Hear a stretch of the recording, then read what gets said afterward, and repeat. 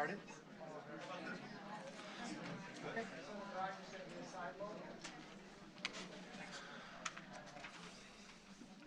Good evening. Being 7 p.m., I'll call to order the McHenry County Board regular meeting of July 21st, 2026. Ms. Althoff will lead us in the pledge tonight. Pledge allegiance to the flag of the United States of America and to the republic for which it stands, one nation, under God, indivisible, with liberty and justice for all. For our invocation this evening, we have Pastor John Gaynor from Grace Fellowship Church in Woodstock. Thank you so much for allowing me to come and open up our time together with prayer. Let us pray.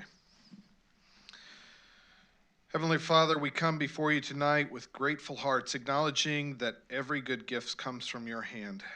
Thank you for the beauty of the summer season we have here in McHenry and for the fields that we drove past as we came here that remind us of your faithful provision. We thank you for the men and women who serve this county. Your word teaches us that our governing authorities are established for the good of those that they serve. And so we ask that you would grant these board members wisdom beyond their own understanding, integrity in every decision, and courage to do what is right, even when it's challenging, Lord. Help them to seek justice and protect the vulnerable, to steward their resources that we've entrusted to them faithfully, and to work together with humility and respect. We also pray for the people of McHenry County, that we would have strengthened homes, that our churches, our businesses, and our neighborhoods would become strong. Turn our hearts towards what is good, true, and honorable. May the people who love our neighbors, care for one another, seek the peace and prosperity of this place we call home. Finally, Father, we acknowledge that our need is for you.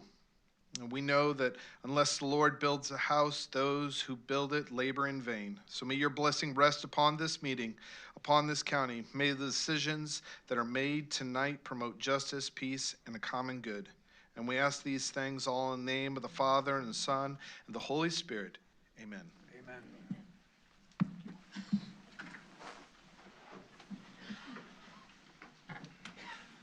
Mr. Theriot, could you please call the roll? Althoff. Here. Campbell. Here. Collins. Here. Gadamuller. Here. Greeno. Here. Hendricks. Here. Kaminsky. Present. Kearns. Here. Krieger. Here. Kunkel. Here.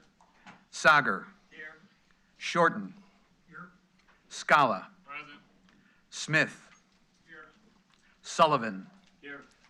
Thomas. Here. Van Hoff. Present. Von Bergen. Here. All present, Chairman. Thank you. Having a quorum, we'll proceed. I'll entertain a motion to adopt the agenda. Mr. Scala makes a motion, seconded by Mr. Smith. All in favor, say aye. Aye. Against? Motion carries. Next, I'll entertain a motion to approve the minutes of previous meetings. Mr. Scala makes the motion. Mr. Gadamuller seconds. Any discussion or changes? Seeing none, all in favor say aye. Aye. Against? Motion carries. Good evening. I have a very brief report to give the county board before we move on to tonight's agenda. Over the weekend, I had the privilege of attending the 2026 National Association of Counties Annual Conference in New Orleans with County Board Member Althoff, Deputy County Administrator Alicia Schuler, and Algonquin Village President Debbie Sosine. One of the many things that we learned at the conference is very germane to the discussion we'll have this evening regarding several potential referenda for the November ballot. We are far from alone when it comes to our concerns of losing local control. There's a pervasive nationwide trend towards the loss of local control regarding solar facilities, residential zoning, and data centers. Unfortunately, those of us who attended the conference have come home with research and information to better communicate our concerns with our state and federal legislators. All in all, the conference was a wonderful networking and education opportunity, and we also learned about new applications for AI in county government, the United States Department of Agriculture resources for our communities, anticipated challenges to federal grant processes, and water initiatives for the Great Lakes region. And that's all I have tonight. Do any members have comments tonight? Mr. Kaminsky.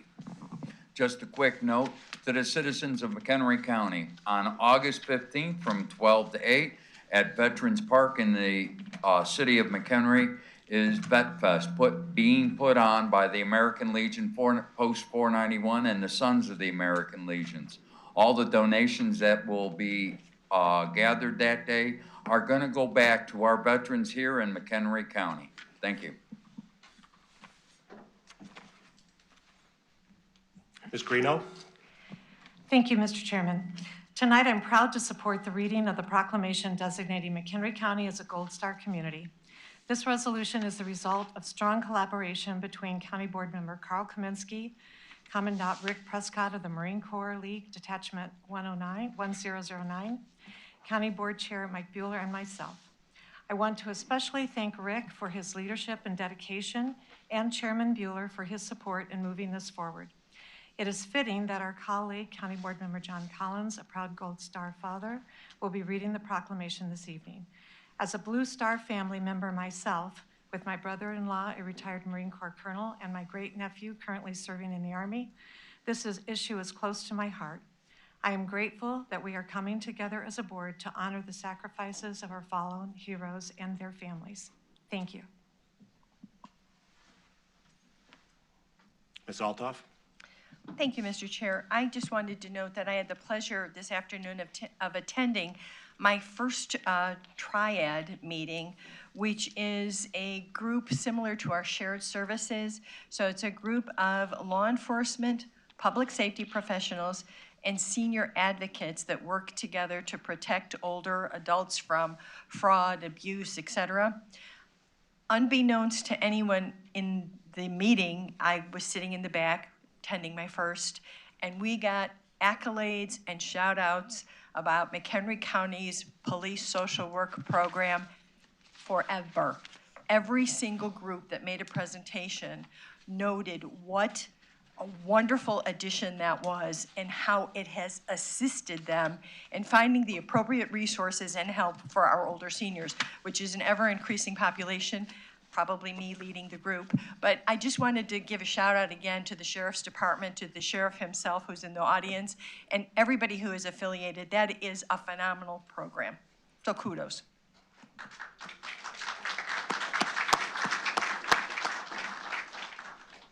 Ms. Campbell? Thank you, Chairman. I want to take a moment to go back to February of this year when we honored our Emergency Management Agency volunteers for the Volunteer Award proclamation and presentation. Of the 11 individuals honored, the one receiving the highest level of recognition, the Silver Award in 2026, was Tim Sparkman, with over 250 hours of volunteer service. During that meeting, we would learn of Tim's passing. This was not only a significant loss to our county and the communities we serve, but especially to our EMA family. During that meeting, we would learn a little bit more about Tim. The fact that his time was spent assisting with special events, responding to the scene of an accident, participating in out-of-county searches, conducting damage assessments, and delivering much-needed items to local food pantries. It was said that Tim shared not only his time, but his spirit, and was so valued by his teammates that last year he was chosen for the first ever peer-to-peer award. I bring this up because not that long ago, I happened to be in the EMA offices when another award happened to just come in the mail. Turns out it was for Tim. I made a mental note to make sure that I would share it with all of you. This award was from the Illinois Emergency Services Management Association, honoring Tim with the Volunteer of the Year Award for outstanding volunteer service to emergency management. Recipients are those who demonstrate an above and beyond dedication and commitment to the field of emergency management in the state of Illinois. It was said in February that Tim showed us the truth that true service is about empathy, action, and commitment to helping others without expecting anything in return. Service to community comes in many forms, and we are forever grateful to Tim for sharing his time and commitment with us. The EMA community continues to feel Tim's loss, but the impact of his legacy and the inspiration of his spirit lives on. Thank you.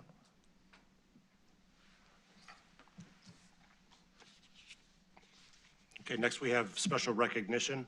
I just wanted to note that Rick Prescott from the Marine Corps League has presented this motion to myself to put on the agenda today, which we're greatly appreciative and supported by Member Greeno and Mr. Kaminsky as well. Mr. Collins will read the proclamation. Thank you, Chair. A Gold Star dad himself. Proclamation designating McHenry County as a Gold Star community. Whereas the citizens of McHenry County, Illinois, have a long and proud tradition of military service in defense of the United States of America. And whereas throughout our nation's history, members of our community have answered the call to serve in times of peace and war, demonstrating unwavering honor, commitment, service, and patriotism. And whereas the ultimate sacrifice has been borne by those brave men and women who gave their lives while serving on active duty or in combat, leaving behind families who carry both the pride of their loved one's service and the weight of their loss. And whereas these families, known as Gold Star families, represent a legacy of sacrifice that must never be forgotten, and whose strength and resilience deserves the enduring respect and support of the communities from which they came. And whereas in McHenry County, Illinois, a solemn effort has identified 290 Gold Star graves located within our cemeteries and graveyards, each representing a life given in service to our nation and a family forever changed.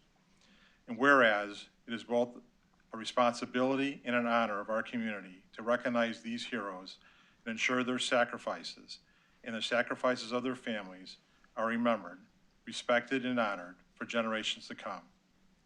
Now, therefore, be it resolved, the McHenry County Chairman and the McHenry County Board of Illinois do hereby proclaim McHenry County to be a Gold Star community, and be it further resolved that this designation affirms our commitment to honor the memory of those who gave their lives in service to our nation, recognize and support Gold Star families within our community, promote awareness of the meaning of Gold Star service and sacrifice, and encourage all citizens to reflect upon and uphold the values of honor, commitment, service, and patriotism. Be it further resolved that McHenry County joins with other communities throughout McHenry County in a unified effort to ensure that no Gold Star family is forgotten and that the legacy of our fallen heroes remains a visible and lasting part of our community identity. Dated at Woodstock, Illinois, this 21st day of July, 2026.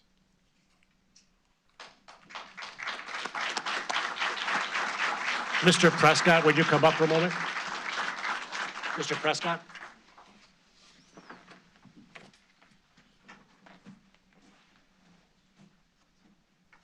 Alicia?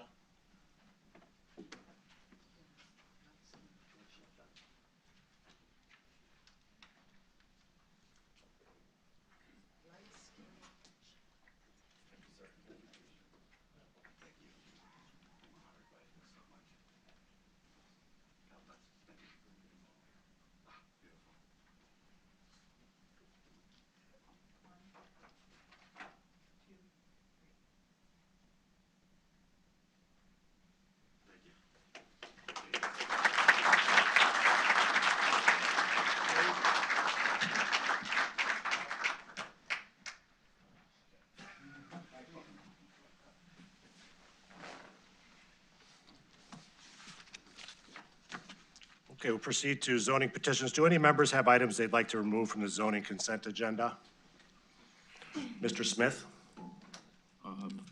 Yeah, 10A1, please. Seeing no others, I'll entertain a motion to approve item 10A2 and 10A3. Mr. Gottemeller makes the motion, Ms. Altoff seconds. Clerk, could you open the voting, please? Voting is open. Have all voted who wish?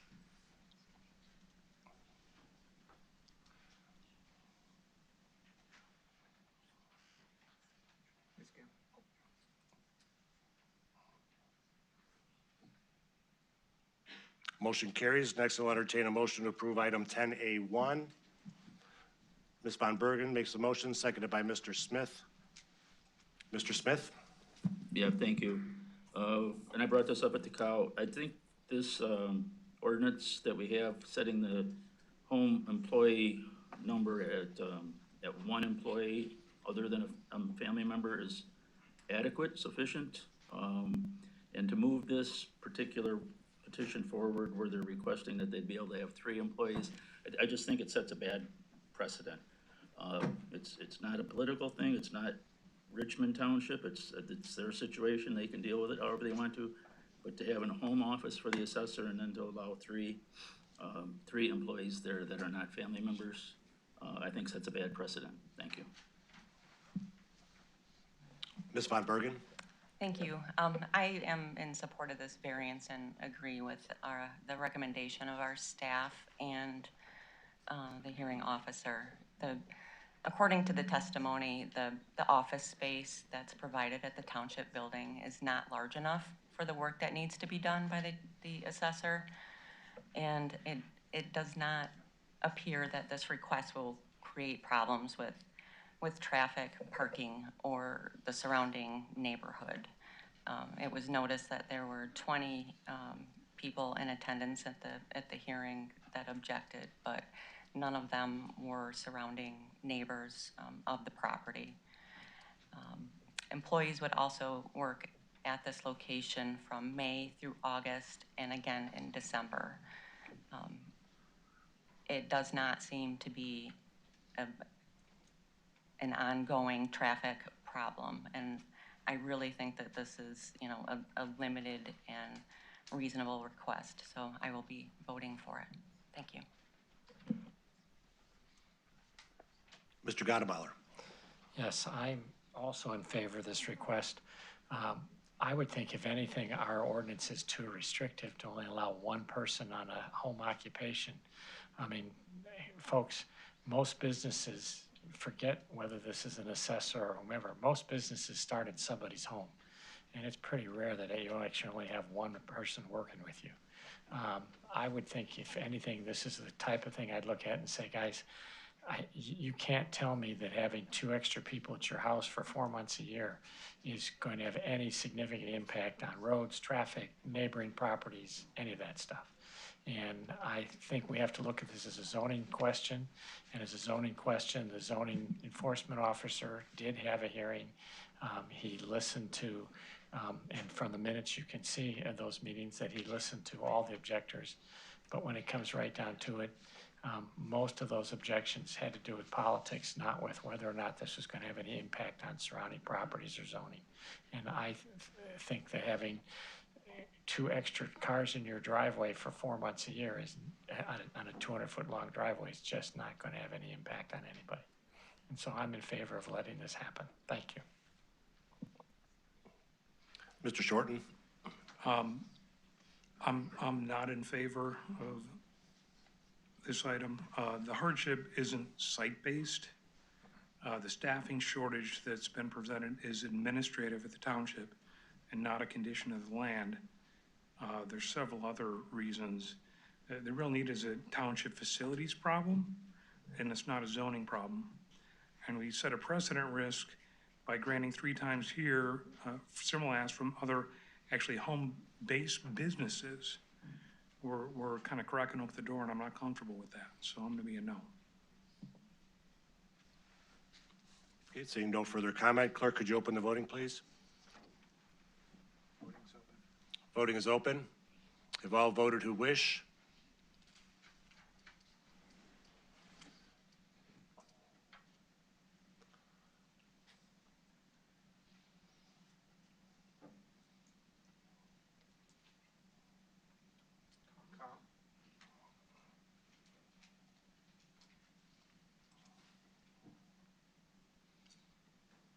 Motion carries. Next, I'll entertain a motion to approve item 10B1. Mr. Smith makes the motion, seconded by Mr. Scala. Any discussion? Seeing none, clerk, could you open the voting, please? Voting is open. Have all voted who wish?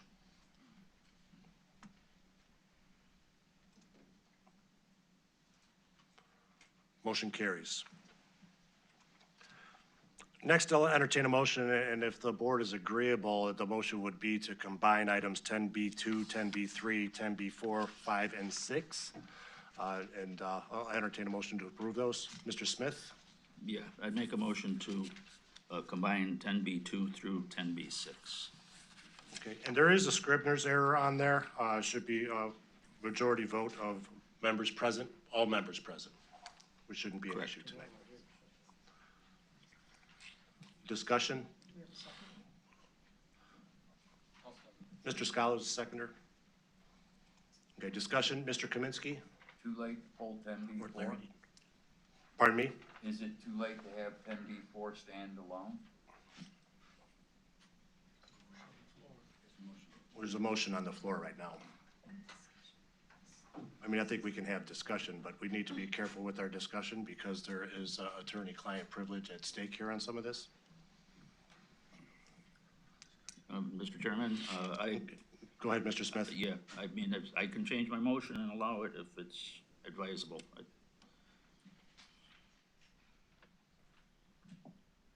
I give. Okay, so it stands 10B2 through 10B6. Discussion on these items? Did you have anything, Mr. Smith? Only that, as accordingly, it's pursuant to consent order from the court, and I think everybody knows that we will be facing contempt of court charges if we do not pass this as a board. Mr. Collins? Thank you, Chair. I recognize this is very difficult for everybody here tonight. This has been challenging for all of us, based on what the state allows us to do or not do. And, you know, as a board, we operate by consensus, and I just hope that we, you know, remember that as we move forward with this. Thank you. Ms. Greeno? Last December, this board voted down 5 solar projects on local farmland. We were sued, and now a court settlement is forcing us to approve them anyway. This is a Hobson's choice created by the Illinois General Assembly, stripping our zoning board of its authority, followed by judicial pressure mandating legislative action. I still cannot support these projects. What I hold in contempt is the state of Illinois not allowing the constituents of McHenry County to have representation. My vote has been co-opted by Springfield and the courts, but I will be voting no. Dr. Sager? Yeah, point of clarification, the motion that was on the floor was to consider them all at one time. It did not include passing them or voting on the package. It was just to consider them all at one time. And if that's not what the motioner, colleague Smith, wanted to do, then we need to alter that motion or amend it so that it is in fact also not only considering them all at one time, but moving to. I think the intent was to consider them all at one time. Mr. Smith, is that correct? Yes. Would that be a friendly amendment you're open to? We just need to vote on that part. Okay. You agreeable, Mr. Sager? Yes, that's the way it should be. Okay. Thank you. This is a motion to combine and approve. Correct. To package them. Combine into one- and approve. Pardon? Combine and approve. No, Just combine. just to combine. That's what he wants to do. Okay. Do a voice vote on the combined, and then you want to vote on the entirety as a package? Fine. Correct? Okay. All in favor, say aye. Aye. Against? Motion carries. Mr. Smith, do you have more to add? No, other than that once they're combined now, we should be able to have a conversation about it before we vote. If Okay, is is there any further comments. conversation? Seeing none, clerk, could you open the voting, please? We don't have a motion. Need a moment? You need a motion, please.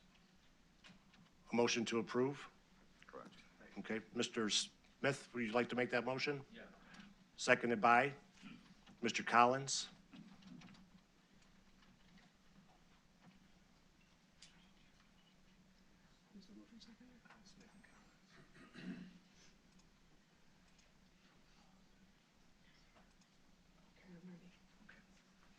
Voting open. Is this what we're doing?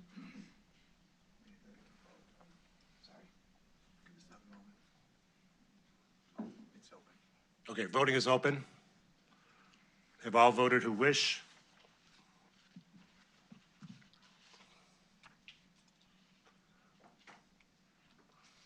Motion carries.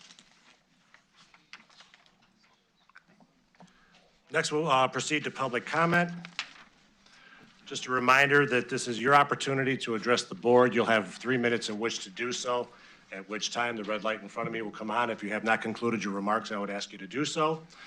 We have multiple pages of public comment here tonight, so I would ask if somebody has mentioned something that you had wished to bring up that you'd consider not repeating in the interest of time savings. First, and I'm going to call those who checked to speak. If anybody didn't check to speak, wish to do so at the end, I'll call you up to do so. Or you can raise your hand and come up and do so. First up will be Royce Medulla, followed by Clayton Medulla. Good evening, Mr. Chairman, board members, people of McHenry County. I'm Royce Medulla. I am on the McHenry County Fair Board. I'm a director, also a beef barn superintendent, and a livestock committeeman. We're here, the McHenry County Fair Board is, in opposition with the proposals of the animal cruelty ordinance, the amendments that are being made. Our main concern with that is the unintended consequences in the off season that may follow it possibly. So when we're off season, we have other events going on to keep our revenue coming in, such as 4-H events, FFA shows, jackpot swine shows, fitting and clipping clinics, horse shows. We're asking the McHenry County Board to oppose the ordinance changes. Thank you. Clayton Medulla, followed by Amy Weiler. Good evening to all here tonight. I am Clayton Medulla, here from Richmond, Illinois. I've been in 4-H for 10 years now. I'm here to speak upon the opposition of the animal cruelty in McHenry County. I run a cow-calf operation with my brother. We do the reproduction of cattle, and we're there to keep going for the individuals who are younger in the industry, because I got a lot of hope and tips, tricks, and tools growing up, and I would like to move that on to forward generations and keep the industry growing. It is a great industry for discipline and learning to be there for other people and animals. So thank you to all that are here tonight. Amy Weiler, followed by Michael Stumbaugh. Good evening. My name is Amy Weiler. I am the owner of Beyond Stable Farm in Woodstock. Beyond Stable Farm is home to recognized equine competitions, including horse shows, hosted by the Illinois Saddlebred Association and United Professional Horsemen's Association. I want to begin by making one thing very clear. I fully support strong animal welfare laws. There is absolutely no place for intentional animal abuse in our industry. Our horses are our partners, our livelihood, and our responsibility. My concern tonight is not with the goal of protecting animals. My concern is with the language of the proposed ordinance and the unintended consequences it could have for responsible equine facilities like my own. While the amended version addresses some concern, it still leaves important questions unanswered. The ordinance applies not only to individuals who engage in prohibited conduct, but also to those who organize or offer entertainment venues or events. That language is broad and creates uncertainty for facilities that simply provide a venue for sanctioned equine competitions. The amendment specifically recognizes events at the McHenry County Fairgrounds and sanctioned rodeos, yet it does not clearly address sanctioned horse shows held at private equine exposition centers like Beyond Stable Farm. These are legitimate questions and deserve thoughtful discussion before new regulations are adopted. Illinois already has animal cruelty laws, and there are existing state and federal protection addressing animal welfare. The question, therefore, is not whether animals should be protected. They absolutely should be, but whether this ordinance is drafted in the way that accomplishes that goal without creating unintended consequences for responsible equine businesses. This matters because Beyond Stable Farm is more than just a horse farm. Every horse show we host brings in hundreds of horses and exhibitors into McHenry County. Those visitors stay in local hotels, eat in local restaurants, purchase fuel, shop, local stores, veterinarians, farriers, feed supplies, and countless other small businesses throughout our community. The American Horse Council estimates that the U.S. equine industry contributes $177 billion to the economy and 2.2 million jobs, demonstrating the significant economic role of equine events across the country. I also want to note that organizations like the United Professional Horsemen's Association have long supported strong animal welfare protections while encouraging regulations that are clear, practical, and developed with meaningful input from the horse industry. I believe the same collaborative approach would serve McHenry County well.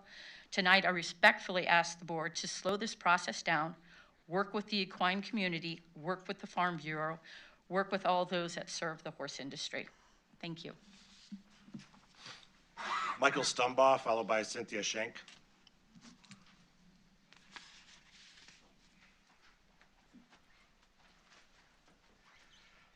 Good evening. I'm one of the many residents here today directly affected by these solar farm votes.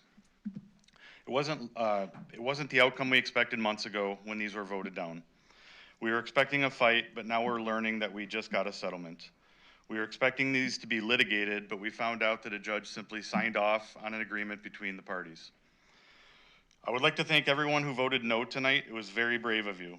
I also want to thank everyone on the board, though, because I know that most of you did not want these. Most of you did not want this. Your hand was being forced. We all know that. You fought behind the scenes and are currently fighting downstate to prevent this from happening to others. I can only ask that you continue fighting, even though it seems the solar farm applications have abruptly come to a halt since the government subsidies have dried up for solar energy. It's only proof that these types of projects cannot self-sustain without government handouts. But they will be back once the money starts flowing again. Now is the time to get the laws changed, because this will not just be solar we're discussing soon. It will be forced housing in inappropriate areas. It will be data centers. It will be wind farms. It's coming. Please do not give up. Speaking of protecting our valuable farmland, there's a proposed amendment to the UDO that would allow off-site services businesses on farmland going before the ZBA next week. I've already contacted some of you on this, but I'm asking all of you to protect our farmland now. Your hands are not tied on this issue. A dictator governor is not making you give away your power to inappropriately zone your county here.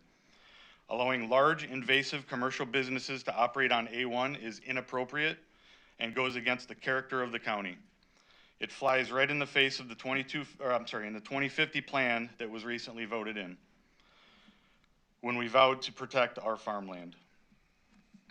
You are all great at drafting amendments. I'm asking that you look at this and come up with some sensible language that wouldn't hurt the small plumber or painter working out of their house, but at the same time, put some clear definitions of what a light duty and a heavy duty off-site service business is.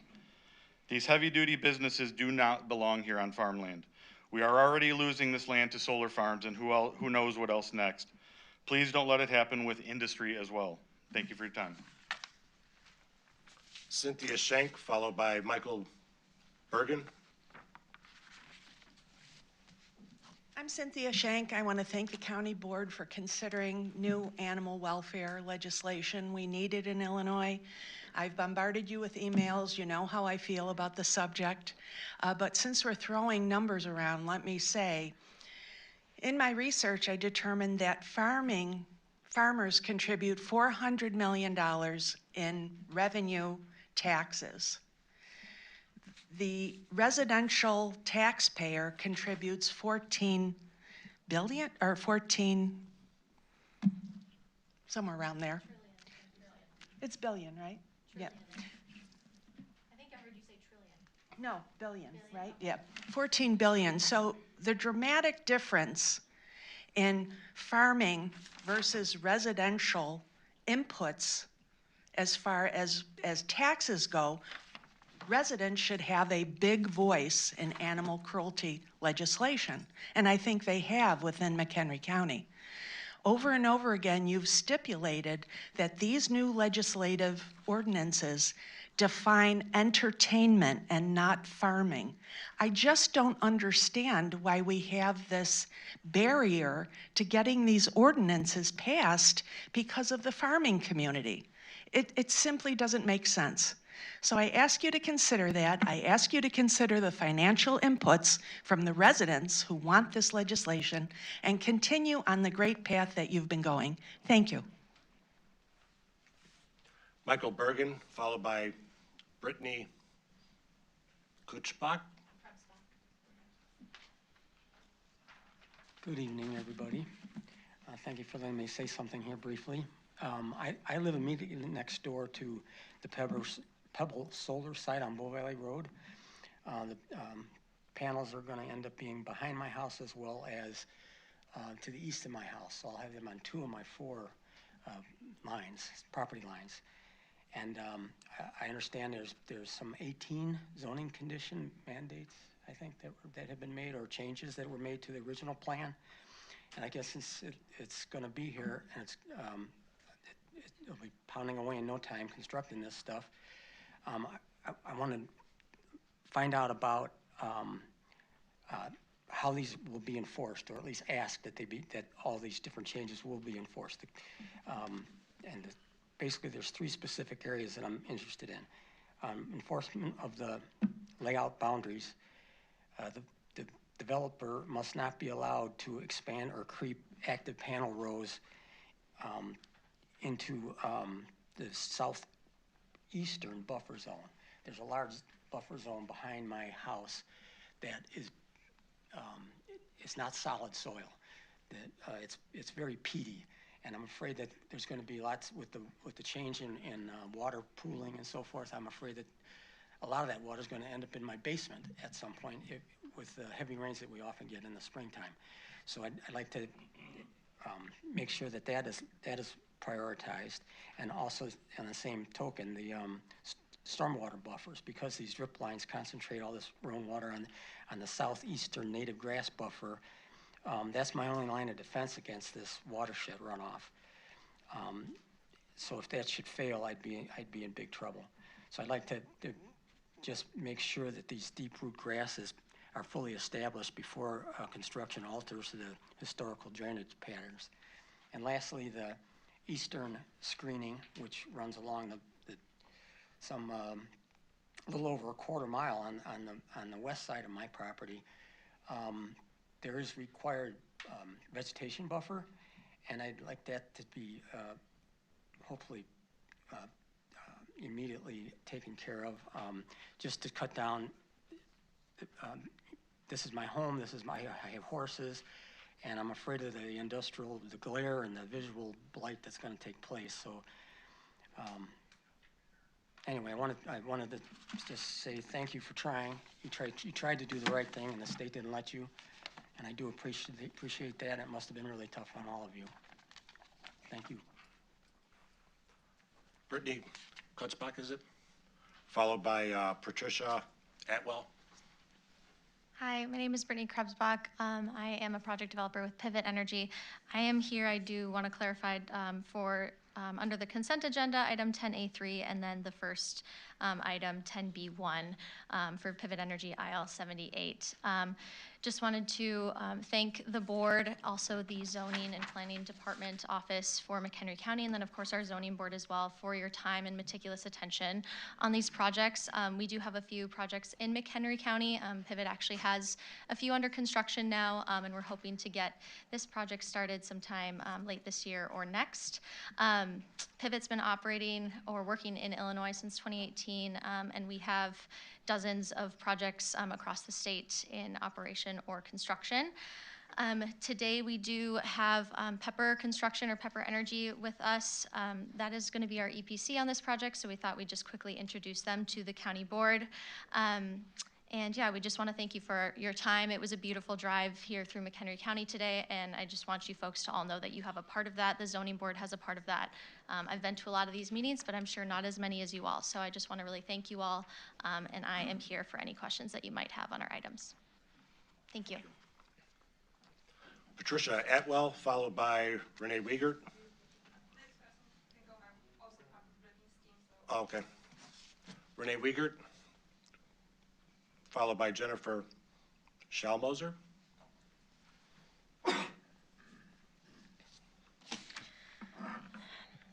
Good evening.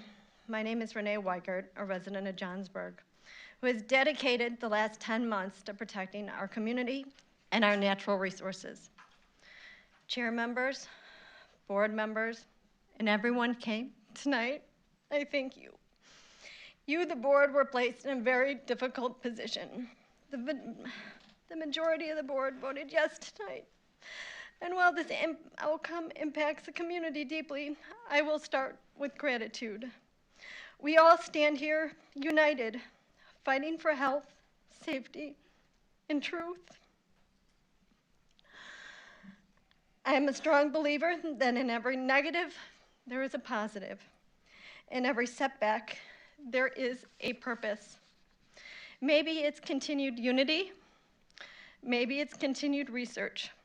One thing I do know, clean water, once clean water is contaminated and productive farmland is lost, no amount of money can truly replace them. Tonight's vote does not end your responsibility, it increases it. I urge the board to challenge every stage of these projects, hold the developers accountable to every promise, every condition, and every safeguard. We cannot change tonight's vote, but we can demand transparency. We can demand accountability, and we can continue to stand together to the place that we call home. And just off script, as I've been here for the last 10 months, in one of my speeches, what really stands out is the amount of acreage that we've lost to solar farms that are coming, that the majority of the public have no clue about. And now the potential 4 data centers that are possibly coming. And what I've learned with the aquifers, we are in trouble, in big trouble. Because once all this stuff gets planted, there's no taking it back, and there's no bringing our water back soon. And we have no way to get Lake Michigan water, so we have to be prepared. Because that's our natural resource. And I hope everyone can live with the decision they made. I understand you voted for us, but we have some big problems. And then now it's going to be a bigger problem. Thank you. Jennifer Schalmoser, followed by Lillian Behrens.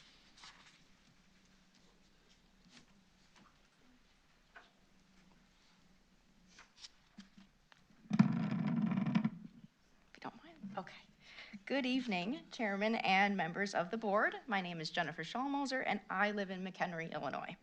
As a resident, taxpayer, and registered voter in McHenry County, I am standing before you tonight to speak on behalf of fellow living things who cannot be here to do so, specifically in regards to the commercial rodeos participating in cruel criminal practices within our community, and to urge you to pass amendments to the Animal Cruelty Ordinance to permanently stop these violent activities. Allowing living, feeling beings to be treated this way is a profound injustice that must stop. I understand some board members are farmers and active members of the Farm Bureau. As you sit in those seats tonight, please remember you are here to represent the public. You cannot effectively represent people like me while simultaneously acting in the interest of a private group that actively lobbies against animal welfare. The Farm Bureau claims local oversight is unnecessary because our system works as is. The facts say otherwise. Our own sheriff's office has already had to step in and file criminal animal cruelty charges against rodeo participants. So the system is not working, it is failing. The state does not patrol our local venues, and passing the buck is simply a political, profitable way to turn a blind eye. As an elected body, I urge you to use your legislative authority to pass these protections tonight. I don't personally benefit one way or the other, unlike people in this room. But the animals need you to formally adopt the specific proposed definitions of polling, tripping, tailing, and heeling into the county code. You must avoid wide regulatory exceptions that weaken this ordinance and you must stand firmly with our county law enforcement and regulatory teams by providing a clear enforcement tool they can use.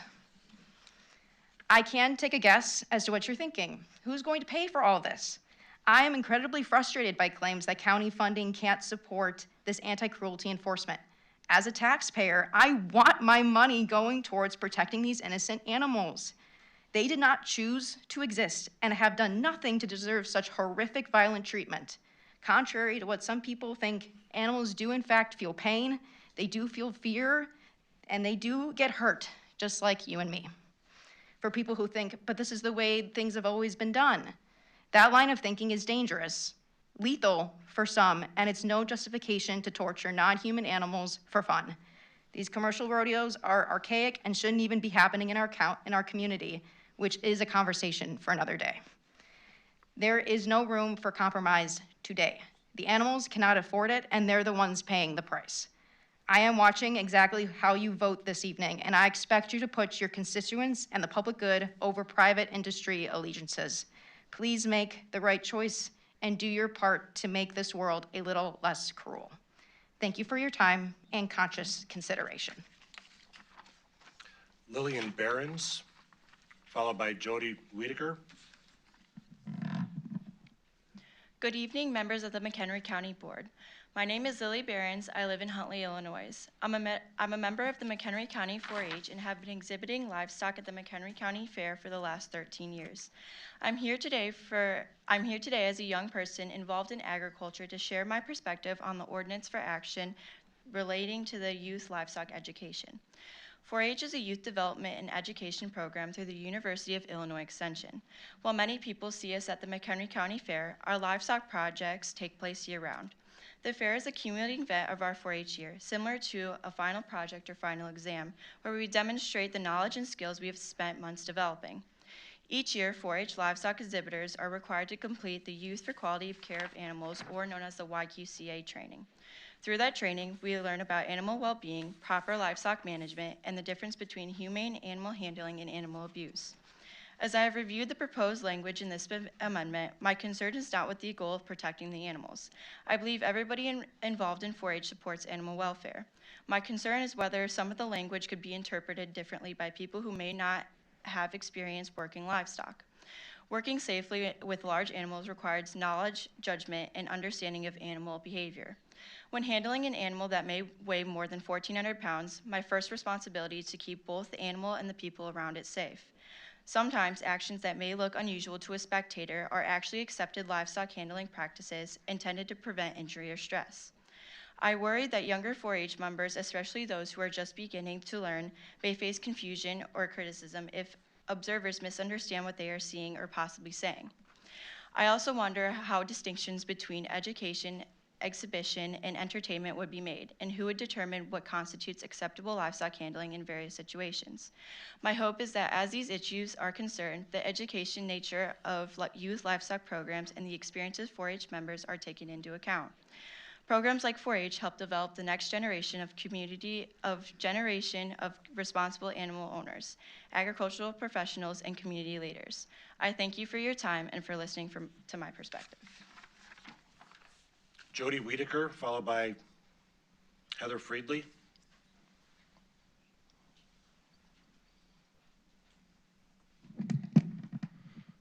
Good evening. My name is Jody Whitaker, and I represent Showing Animals Respect and Kindness. And for my public participation, I would like to present a thumb drive and respectfully request that the board play this 2-minute video that was recorded at a steer-tailing event at 18316 Kishwaukee Valley Road in Woodstock nearly 1 year ago on August 16, 2026. This accurately depicts the criminal cruelty that happens at steer-tailing events. Can I show this? We don't have the ability to do so here, and I don't think that would comply with our county security policy for sure, as far as So IT. there's no way. I don't think IT would be too happy about putting a thumb drive in a computer that we have here. Okay. Well, since you will not allow this video to be shown, I'll describe it the best I can, although my description will not adequately convey the horrors inflicted upon gentle prey animals. A steer runs out of the chute. A man on horseback chases a steer, violently grabs him, and pulls him by his tail. The action turns the animal around. When the animal gets up, he cannot put his left front leg down. His leg is broken. In the next scene, a steer is degloved. This is a severe trauma where a large section of skin and the subcutaneous tissue beneath it are violently torn away from the underlying muscles, connective tissue, or bone. The man who ripped his tail off his body can be seen twirling it around and around like it's a trophy. Another steer is degloved. A steer is yanked down to the ground. When he gets up, he is shaking his head and clearly has a head or horn injury. In other videos, we see horses being struck in the face, kicked so hard in their sides with very sharp spurs until they are bleeding down the sides of their bodies. They are also forcefully yanked by the sensitive bits in their mouths for 8 to 10 hours at these events. Animal advocates are not coming after the farmers, the 4-H'ers, or the equestrians. If these people who work with animals do not violently harm the animals they work with to the point where they have to be killed, they should not be concerned about these humane rules that will simply end bovine and equine tailing, pulling, tripping, and healing. During the invocation, the pastor mentioned the importance of protecting the vulnerable. Then I heard another member talk about empathy. These compassionate actions and words are the exact reasons why I and multiple other caring individuals are here tonight.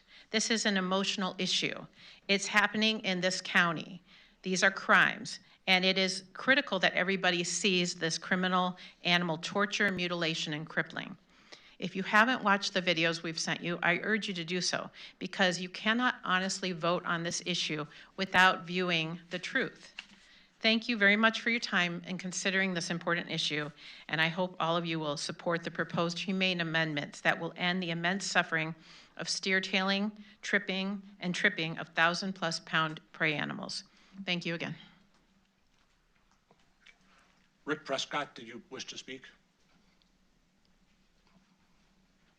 No. We've reached our 30-minute mark on public comment. I'll entertain a motion to extend time. Mr. Gadameller makes the motion. Ms. Althoff seconds. All in favor say aye. Aye. Against? Motion carries. Kelly Liebman, followed by Laura and Bill Salazar. Oh, I'm sorry. My apologies. Heather Friedley.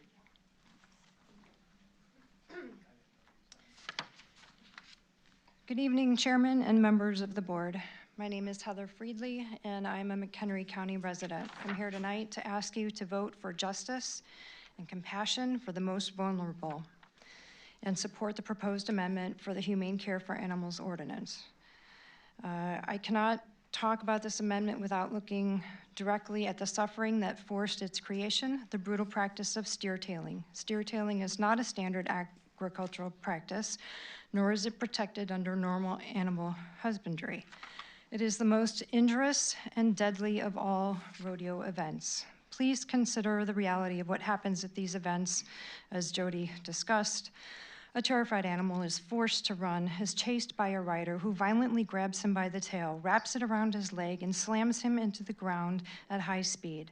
It routinely results in broken and degloved tails, ripping the skin off the bone, snapped limbs, open wounds, and severe internal, not to mention psychological trauma. This isn't farming, this isn't agriculture, it is the intentional infliction of injury and distress for entertainment. We know that the language in this amendment has been heavily scrutinized to ensure it does not impact traditional agricultural operations. To the board members here who are connected to animal farming, I encourage you to not look at this text merely as a tool to protect future profit margins or insulate operations from oversight. This isn't about standard farming practices. How much longer can we let established county relationships override our moral duty to protect vulnerable living creatures from blatant harm?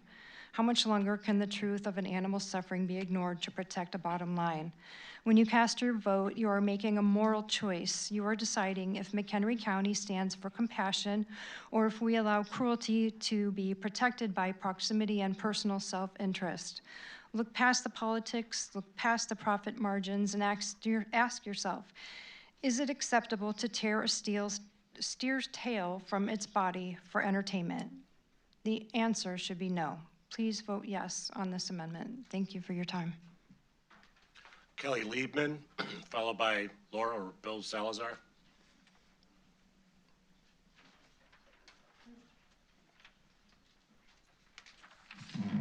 Good evening.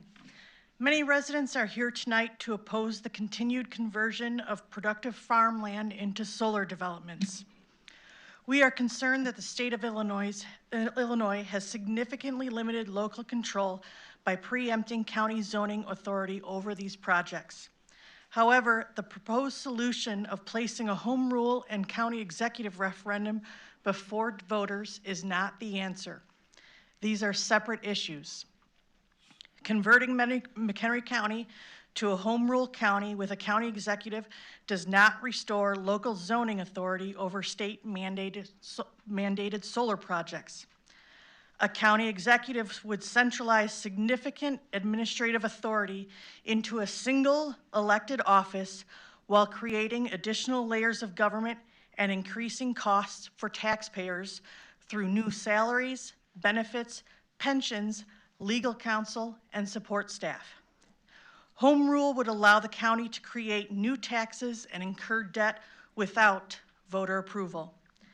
Taxpayers deserve to fully understand these long-term financial and governance implications.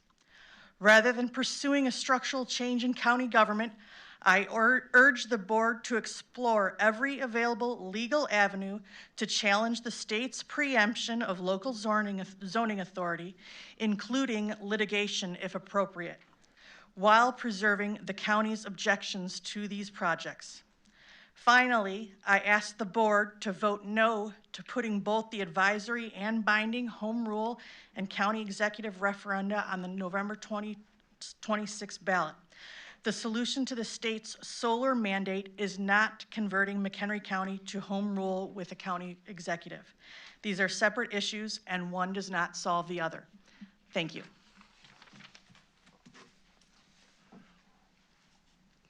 Laura Bill Salazar, followed by Ellen Svela.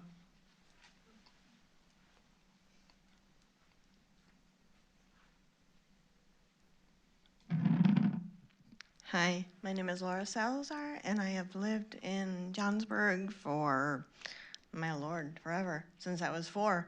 And unfortunately, what I just observed was everybody voting yes for this solar farm, and I think it's very, very sad, and I just pray that the board takes into consideration forcing these solar farms to put good things into our land, not and just enforcing everything that they need to do to make things good for our farmlands. I mean, our farmlands are being given away now. And I just pray that the board is going to do that and make sure that these solar farms do what they need to do to make sure things are properly done. And I appreciate the fact that you're our voice, but I don't feel like our voices are being heard because now we're just being voted no. And they say yes to these solar farms, and it's just wrong. And I just pray that the yes vote was just not acceptable, and I just pray that you force these solar farms to do what they need to do to make them proper and safe, because there's going to be a lot rolling downhill, and I'm not looking forward to it. I am neighbor to Renee, so I know exactly what she's talking about. And I thank you again for your time and efforts of everything, but you were forced to go ahead and vote it yes, and I think it's wrong. We need a voice. People need voices. Thank you. Ellen Svela, is it? You did fantastic. Followed by Chris McKee. Great. Hi, everyone. My name is Ellen Savela. I am a business owner and sewing teacher. I want to thank you for taking action to strengthen your ordinances to address the animal abuse of steer tailing. I personally was at a steer tailing abuse event in May in another county, where I went to document the event.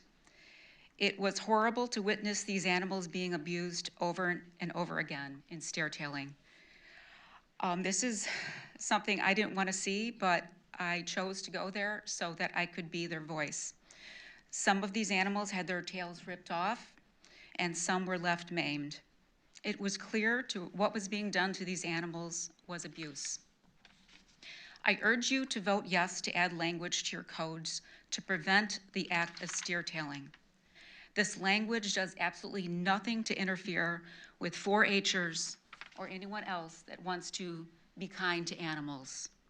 It's to end abuse. It's very clear and simple when you're actually there seeing it. In doing this, you will send a clear message to those that want to abuse animals in McHenry that this behavior is not welcome in your county. I want to add that the state of Nebraska, which is a huge agricultural state, has already banned steer-tailing in their state. Banning steer-tailing or dragging an animal by their tail for entertainment, they've done away with it. And we can do that too here in Illinois. I do not have the confidence that Illinois is going to pass SB 45, so it really behooves the counties to look out for your own interests and do well for your own communities. I thank you so much. Chris McKee, followed by Adam Watkins. Good evening. My name's Chris McKee. Tonight I come to you as the McHenry County Farm Bureau President, fully supporting the position of our organization, but also as a lifelong livestock producer and a parent of 3 4-H members in McHenry County. As you have heard me say numerous times through this short process, I am very uncomfortable with these proposed animal cruelty ordinances proposed and many unanswered questions. Please vote no or table these proposals tonight. Thank you. Adam Watkins, followed by Dan Volkers. Good evening. My name is Adam Watkins. I'm a lifelong McHenry County livestock producer and the proud father of 2 great 4-H kids. I'm also the general manager of Complete Feed Service, where I've been a livestock consultant for 15 years. I'm against the proposed amendments to animal cruelty ordinances because of the unintended consequences they could create for hardworking McHenry County farmers and because of the negative impact they will have on youth programs in our county. These livestock programs and events teach our kids and non-farm kids about responsibility, teamwork, leadership, and the proper animal care and welfare. Much like many people here tonight, I am not against proper, compassionate care for animals, nor am I against the swift and severe punishment of people who hurt our beautiful livestock. I am against rushing these amendments the way they are written. Please vote no on these amendments. Thank you. Dan Volkers, followed by Costa Iftica.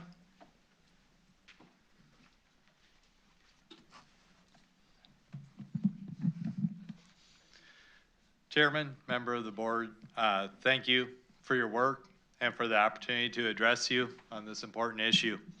My name is Dan Volkers, and I have the honor and privilege to represent farmers for more than 25 years and more than 20 years right here in McHenry County. First and foremost, our livestock and equine members love their animals. I admire them for their work they do and for the sacrifices they make to care for these animals. We also recognize that there are always some bad actors in every profession and industry, and we fully support the enforcement of the state's Humane Care for Animals Act by our local sheriff's office. As already mentioned, they have done so. They have enforced it. McHenry County Farm Bureau is a non-for-profit membership organization that currently represents 671 farm families within our county. The membership has grown by 28 since we wrote you on June 29th. This means 4 out of 5, or 80% of farmers belong to our organization. They join for many reasons, but the one that always lands in the top 3 is to have a voice. You received 6 talking points from us last month. They stand as written. Since then, our concerns have grown. Animal activists are welcome to have a voice, but they should not be the only voice. Can this board tell me if a livestock or an equine show is considered an entertainment, an event, education, something else? I think we all need to know. How many county health department staff are large animal vets or have raised a large animal? The push for passage has run over the normal legislative process and the people, some of which volunteer their time and talents to you. That alone should cause some county board members to vote no. New amendment changes just rolled out again this week. How can our organization fairly represent our members when there's not time to share them or take a position on them? Tonight, McHenry County Farm Bureau is asking the county for a no vote on the current ordinance, on review, and any amendments to such ordinance. If you can't do that, at least table it. Thank you for your consideration. Costa Iftica.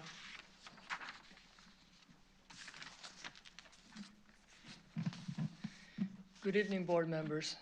My name is Costa Iftica, and I live in Richmond Township. My property is located within about a mile of 3 solar farms, one of them being about 1,000 feet from my house. I don't usually make it to these meetings, but I watch the recordings later. I see the frustration on this board. The court made you make a U-turn on local zoning decisions that you fought to reject. When this home rule debate came up, I went into the math to see what's actually driving the developers to our doorstep. People point to Cook County's home rule status, but home rule is not what kept Cook County away from green energy. Land economics did. Cook County barely has 10,000 acres of farmland. In McHenry, we have over 180,000 acres, sitting directly next to ComEd transmission lines. The developers are building here to pump the power back into the city. For the local landowners, the choice is simple. They either sell the farmland for about $30,000 an acre and lose their land forever, or they can take a $2,000 per acre lease that the solar farms usually give them. Over 30 years, that's $60,000 per acre of guaranteed cash. For many families, that becomes a retirement income while keeping the land in the family. Math brought the developers here, not the home rule. I did more research into the home rule, and as we all know, that does not stop state preemption. Springfield explicitly sets state standards for energy projects and banned counties from making stricter rules, just like they're trying to do with statewide housing mandates. When the state law explicitly preempts local power, home rule offers zero protection. State law wins every time. In chasing the home rule to fight state preemption, the board risks becoming the dog in the fable, dropping a real bone to snap a reflection in the river. Under the Illinois Constitution, home rule forces us to create an elected county executive that concentrates the power to one person instead of the 18 that are here right now. A single elected official is easier for developers and special interests to lobby and influence than the 18 of you. And make no mistake, there's no do-overs if you guys approve at least the binding referendum. Home rule won't alter the land economics, it won't stop state preemption, and it will weaken this board while exposing our taxpayers to future tax risks. I'm on your side, but I don't want to see our county lose the tax caps or see this board lose its voice. If you want to send a message to Springfield, vote yes on item 13A, but as a matter of fiscal responsibility and common sense, If you could summarize your vote no comments, on please. 13B and 13C. Let's keep the home rule off the ballot entirely. Thank you. Okay, those were all who checked to speak. Was there anybody else who wished to speak? Come on up, ma'am.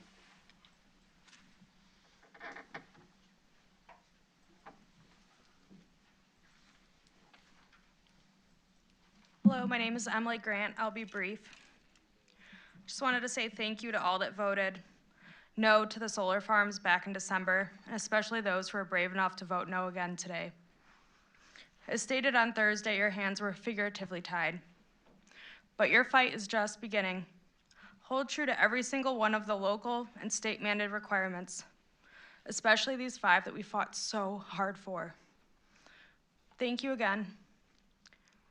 Please protect our farmland, protect our homes, and protect our county. Thank you. Okay, that concludes our public comment portion of the meeting. We'll proceed to new and unfinished business. Next, I'll entertain a motion to approve item 13A. Mr. Collins makes the motion, seconded by Mr. Shorten. Discussion? Mr. Shorten? Just a quick note, and I know it's late in the game, but the referendum question that would be placed on the ballot references solar, wind, battery storage facilities, and large-scale residential developments. The fact is that what is considered the BUILD Act, which, yes, died on the vine in Springfield with this past session, but likely is going to come back in the veto session after the elections are over. That's when we get our special presence.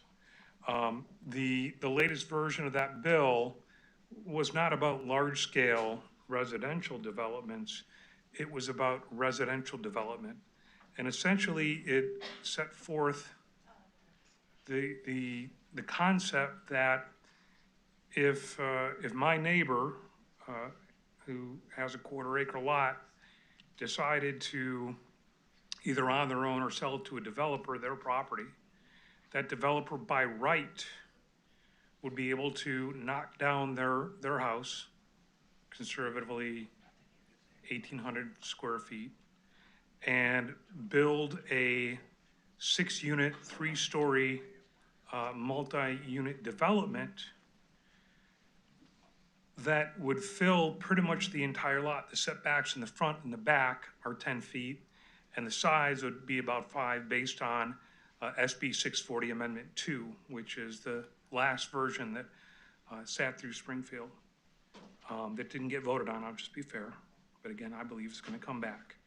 So when I see large-scale residential developments, I don't think it accurately portrays the type of zoning that we need to maintain both at the county and at the municipal level.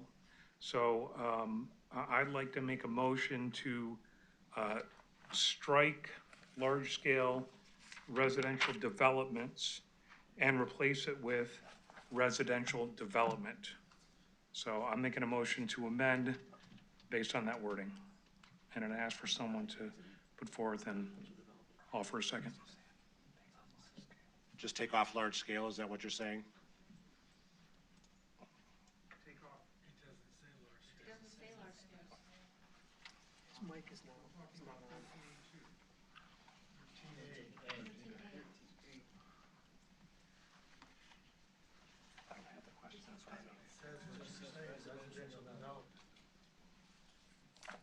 Hold on.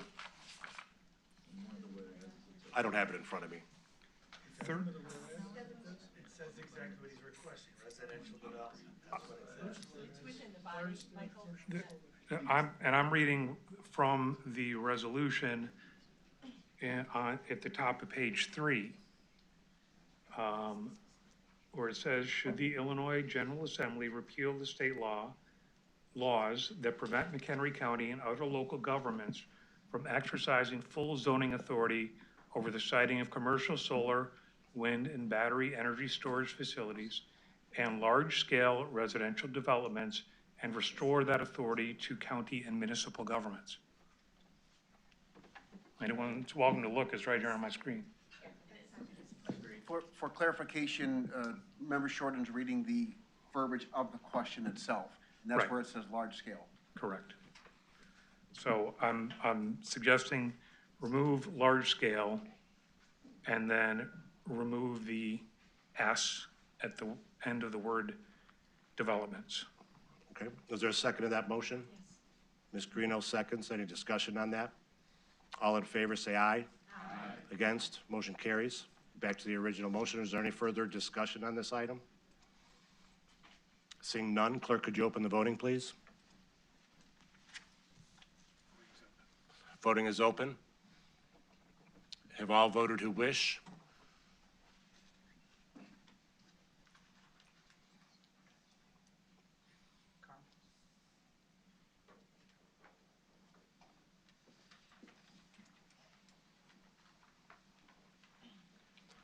Motion carries. Next, I'll entertain a motion to approve item 13B. Mr. Smith makes the motion, Ms. Krieger seconds. Any discussion? Mr. Gottemoller? Yes, I'm in favor of 13C, not 13B. Okay. Any further discussion? Seeing none, clerk, could you open the voting, please? Voting is open. Have all voted who wish?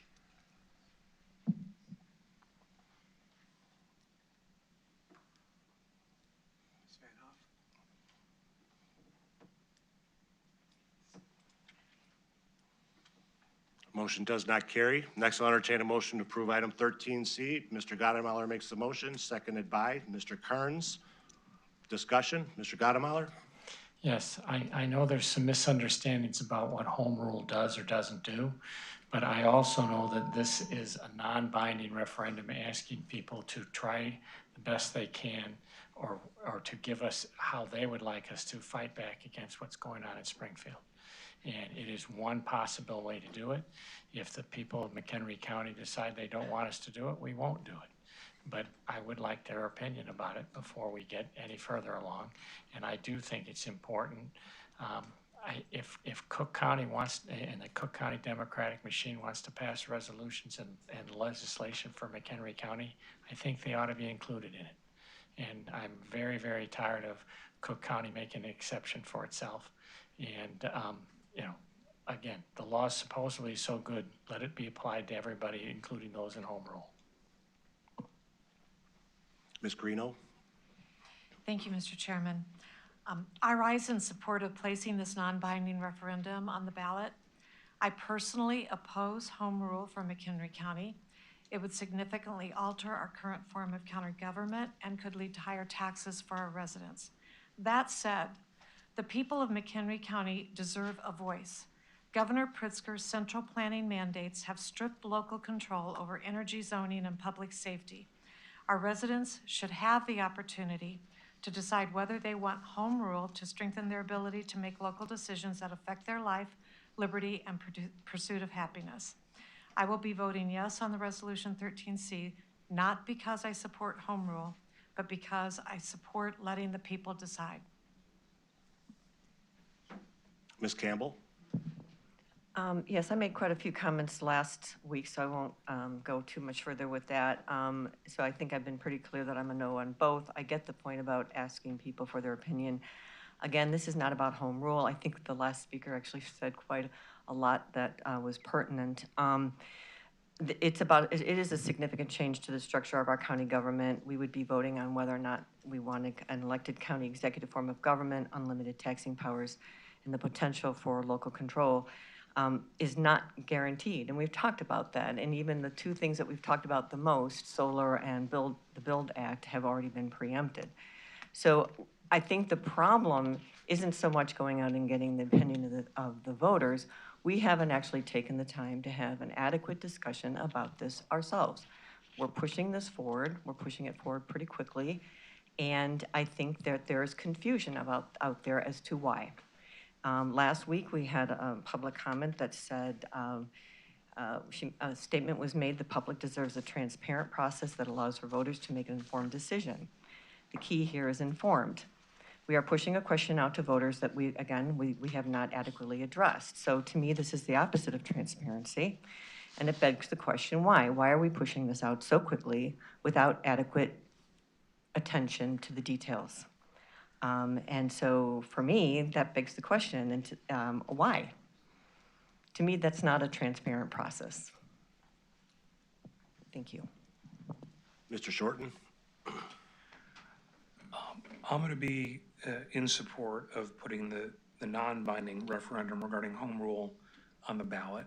I think it's a discussion we need to start having. I think in the short term, a binding referendum would not be the responsible thing to do. Home rule, the way the law is written, as I spoke about on Thursday of last week, is far from a perfect law. It does specifically with the executive form of county executive form of government, does, in my opinion, give too much power to one person.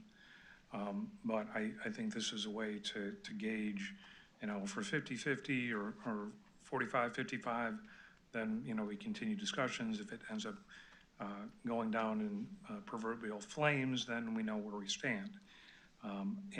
Ultimately, for me, the entire issue comes down to local governance and being governed by people that actually live here. And the biggest challenge that we continue to have in McHenry County and in the municipalities is that the folks out of Cook County and the city of Chicago that don't ever have to, or often enough, step foot in our county and understand the repercussions of the laws that they pass. They're changing laws. I mean, solar and wind and now battery power developments are one problem. The other problem is that, at the county level, at the clerk's office, at the sheriff's office, at the treasurer's office, running down the line, we get unfunded mandates, things that have to be paid for that the state's not going to fund. So then our challenge becomes, how do we pay for it? And it's either raise taxes, cut back other services, or a combination of both. I would like to think, absent the county executive, that a home rule status would be governed responsibly by people that live here. So again, the challenge continues to be Cook County and Chicago. And as I said, when I went down in February to speak to them about solar and wind and the repercussions it's going to have on, that's having on the counties and also having on the municipalities, they listened politely and did nothing. Thank you. Okay, seeing no further comment, clerk, could you open the voting, please?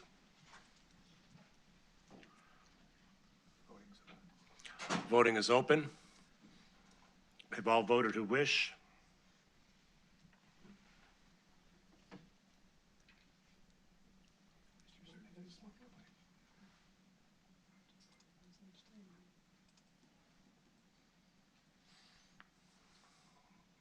Motion carries.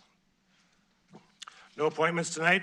Do any standing committee chairpersons or liaisons have reports for us tonight? Ms. Campbell? Thank you, Chair.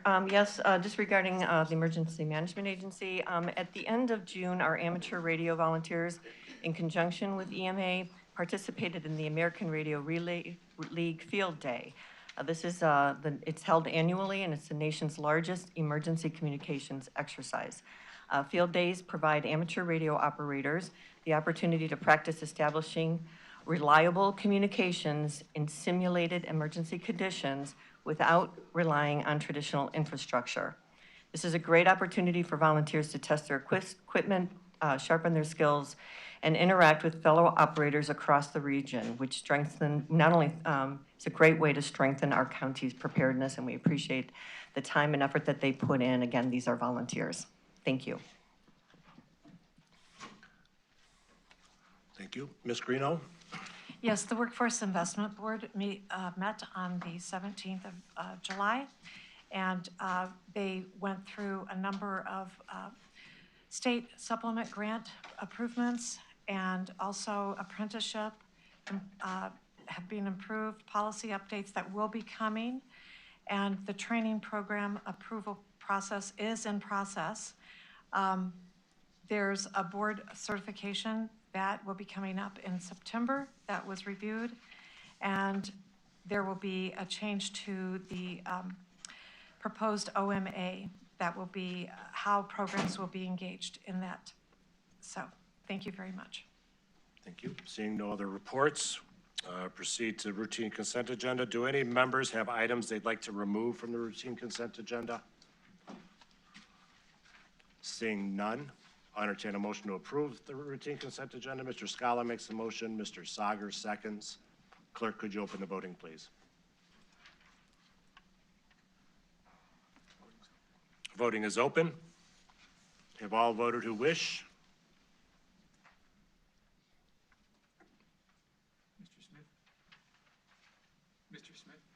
Mr. Smith, have you voted?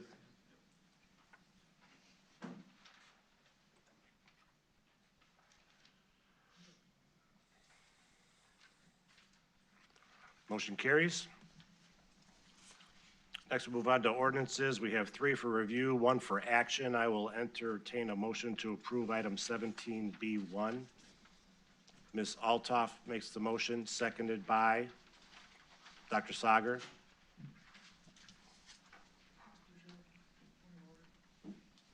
Mr. Kearns? I'd like us to actually review 17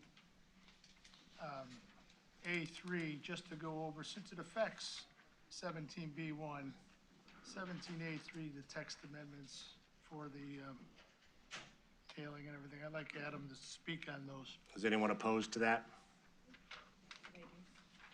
No? Go ahead, Mr. Kearns. Adam, can you go through and read some of these text amendments so the people can hear? Could you speak into your mic, Mr. Kearns? I can't hear you. Or pull your mic down. Adam, pull out some of these text amendments as they read, because they're very similar to what is being covered in the ordinance. Okay, so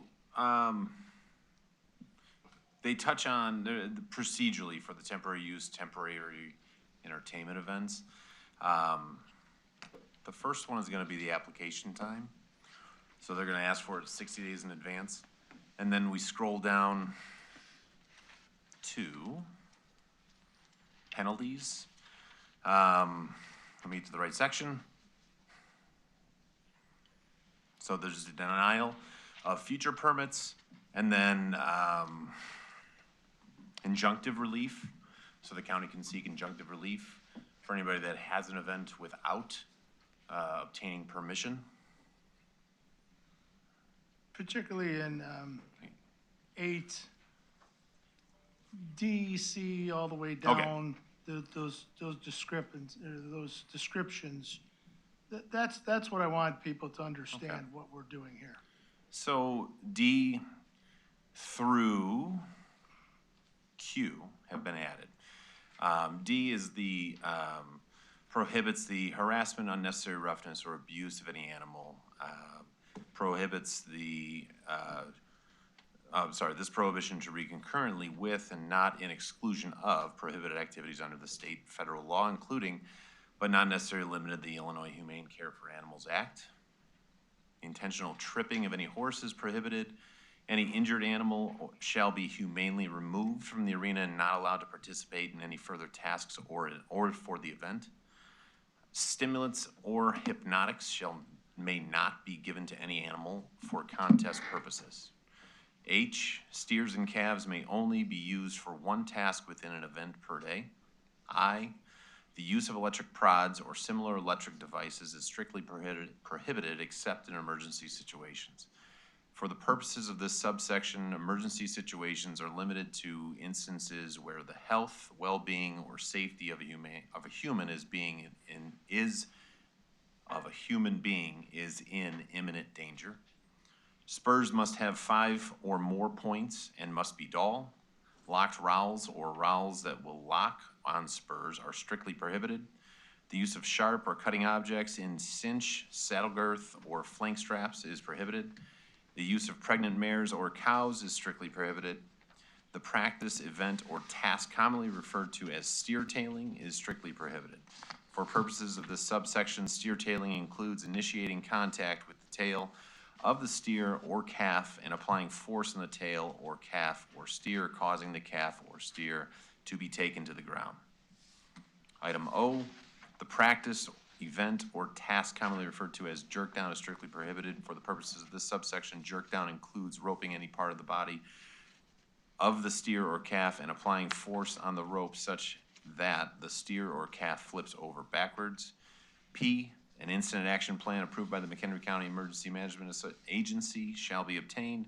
The incident action plan shall include law enforcement, fire, public health, and public works / transportation roles and responsibilities during operational periods of the event. The McHenry County Emergency Management Agency will coordinate development of the incident action plan with the applicant and appropriate agencies. And Q, temporary use applications for rodeos shall be filed with the county within at least 60 days in advance of the event. Okay, thank you. And I really wanted people to understand this is the ordinance for the planning and environmental development for the UDO. And it also, it actually describes it under temporary events and rodeos specifically. And so I have no other questions on that, but I wanted that read in public because people need to understand what we're doing here. And when we argue this next one, and, well, okay, you want to discuss it, you want to argue, whatever you want to say. There's a lot of dissension in the crowd here tonight over this. And so I'd like us to understand that next month we're coming right back with this under the UDO. And I'm in favor of that. So now I'll yield and let us move on to the. Okay, item 17B1, discussion. Ms. Altoff. Well, let me explain this a little bit. And I don't believe that there is an argument. I'm going to believe that every single person in the audience is absolutely in support of crafting something that deals with animal cruelty. And that's what I believe this specific amendment does. So let me go through what's going to happen. I'm going to make a motion to amend the public health ordinance by a series of amendments. The first amendment will deal with the animal control portion or animal cruelty amendment as presented. There are two amendments in front of you. One that is referenced, and I did not name these. One is referenced the Althoff Amendment, and one is referenced the Althoff-Sager Amendment. I'm going to ask that we take a motion on the Althoff-Sager Amendment first, as this amendment is broader and more extensive than the Althoff Amendment and has provisions included that I will let Mr. Sager specifically address. But moving a little bit backwards, I'll note again, I don't think that there is a single person in the audience that is opposed to an animal cruelty amendment to our public health ordinances. I think there is concern about interpretation. And there is always concern about interpretation of any law and how that law potentially, ordinance potentially can be administered, always. And I recognize that. And I have indicated to all that if there is more work that needs to be done at a later date to make this better, we can do that. But I do not believe that there is a reason not to take action tonight on an ordinance. We have these potential events coming up. It's the season. We're halfway through the summer. It's time to make a decision. We've been kind of grappling with this for over a year. People have been coming and asking us to do something. We have had several members of this board who have brought this to our attention earlier.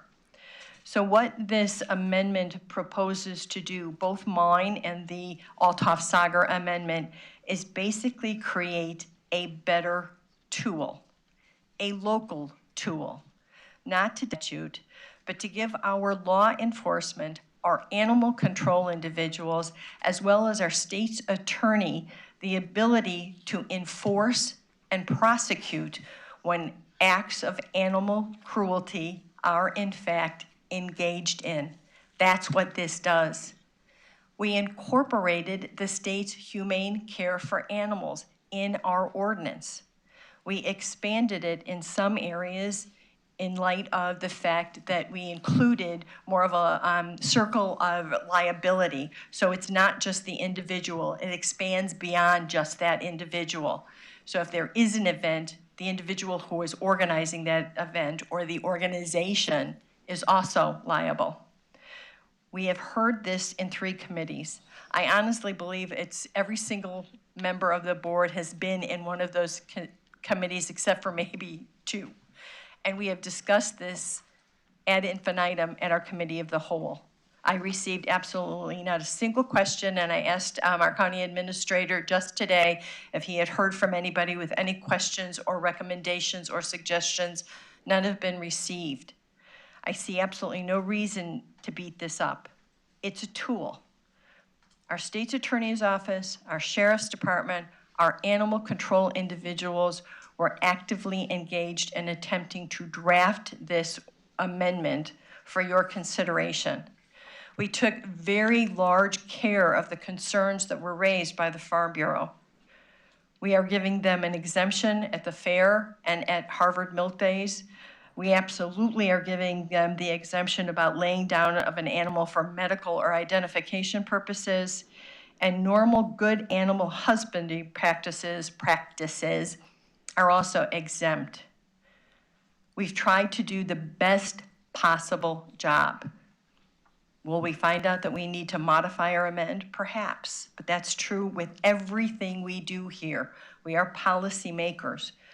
We need to consider this and make a decision. There is a time element, I believe, as we are again entering that season. Even though this is addressed in our permitting process, this amendment deals with all animals, right? So it's absolutely crucial and necessary, and I'm going to refer to the memo that you all did receive from our state's attorney's office, and that is also a reason why we are including this in our existing animal control ordinance, giving it a broader depth.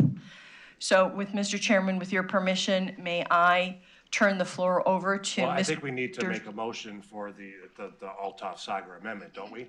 But okay, we can do that. I was going to let Brian discuss and make the motion himself. We should have a motion and a second, I think, right? Yes. I think it might be appropriate for us to consider division of the question. Hold on one second, Mike.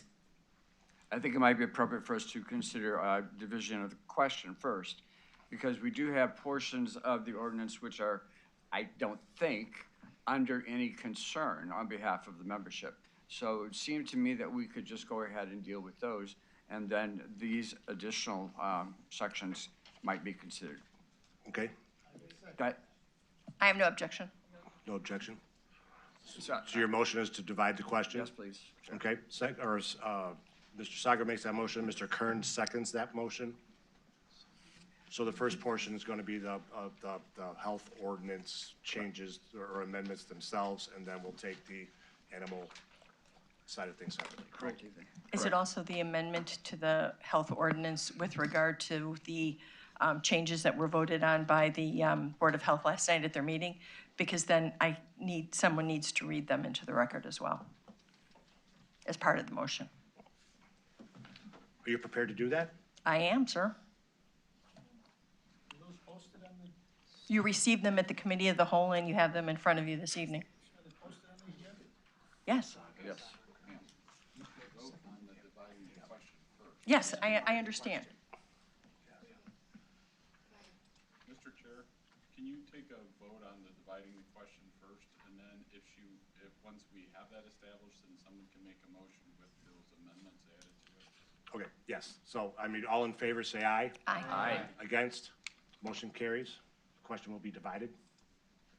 And then Pam can just make a motion with those amendments. Okay. So I'm going to make a motion to amend the public health ordinance with an amendment to make the following changes recommended by the Board of Health at their meeting last night, and which are reflected in the red line copy that you received electronically on Monday, July 20th, including Article 1, remove irresponsible dog owner definition. 2, clarify the qualified water well designer definition. 3, clarify the qualified private sewage disposal system designer definition. 4, 8.04.030G variations. Failure to adhere to the condition of a variance represents a violation of the ordinance. It does not negate the variance. Number 5, 8.04.030H and 8.04.040.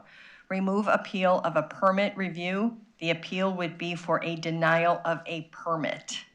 Number 6, 8.04.050. Violation shall be punished by a fine, not may be punished by a fine. Article 2, number 1, 8.04.100B12. We corrected a typo.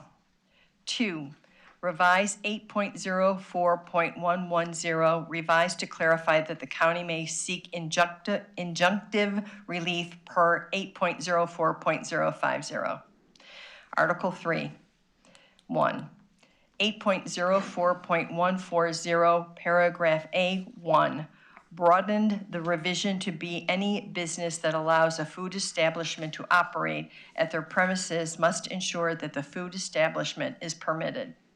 2, 8.04.140, paragraph F, failure to submit fee with temporary permit application shall, instead of may, prevent issuance of permit. 3, 8.04.150, paragraph F, G, maintain original wording. Failure to pay reinspection fees will result in permit suspension. Number 4, 8.04.220, C, paragraph C, is clarifying language requiring a plumbing inspection and require report to be submitted to the department.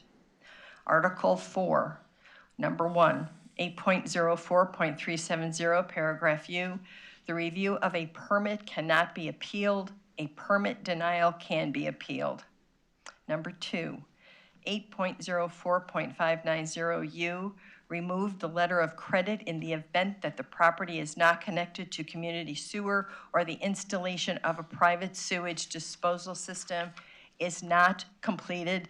The department will seek injunctive relief to have the property vacated until the work is completed.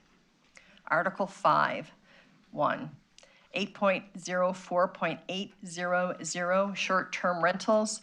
Unsatisfactory laboratory results of the water testing shall be posted at the site until the condition is remediated. Article 6, number 1, 0.860,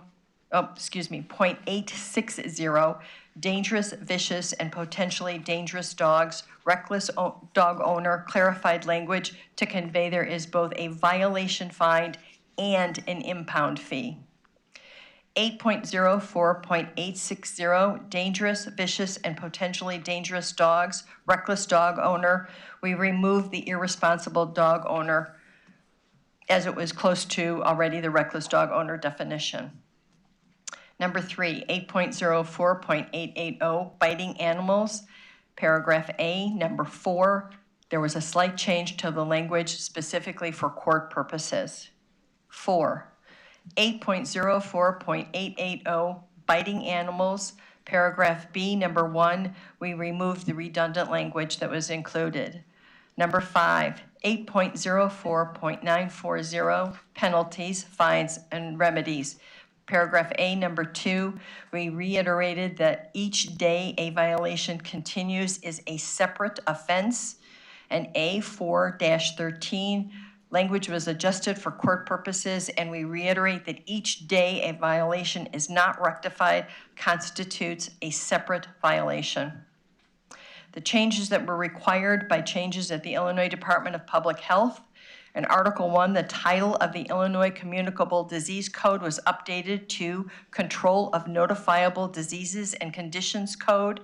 And in Article 5, the reference to the Illinois Water Well Construction Code was updated to the August 30th, 2022 version. Thank you for that. Mr. Gottemoller seconds that. Any discussion on that item? Ms. Greeno? I just have a clarification. It states that this has no impact on human resources, and this will not impact the staff, that everything is adequately staffed for any of the outcomes of these changes.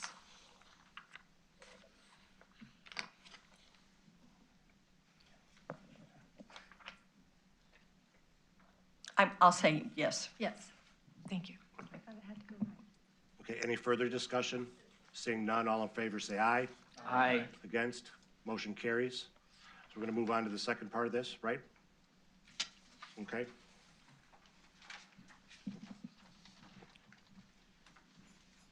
Dr. Sager? Thank you, Chair, and thanks to colleague Althoff. As I begin my comments, I want to express my sincere thanks to all for your voice and your thoughtful. Hold on one second. Mr. Scala, you have. Point of order. We had a motion and a second to approve those, but you did it by voice vote. I think you need a roll call on an ordinance. Are we gonna take it as a whole when we're done with all of this? No. That's why we divided the question. No, that's why we divided the question. Okay. All right. Go with a voice, or a roll call vote then. Thank you. Sorry about that.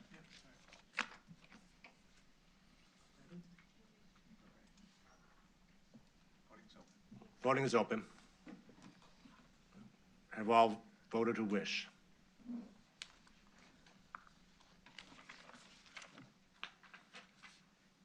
Mr. Collins?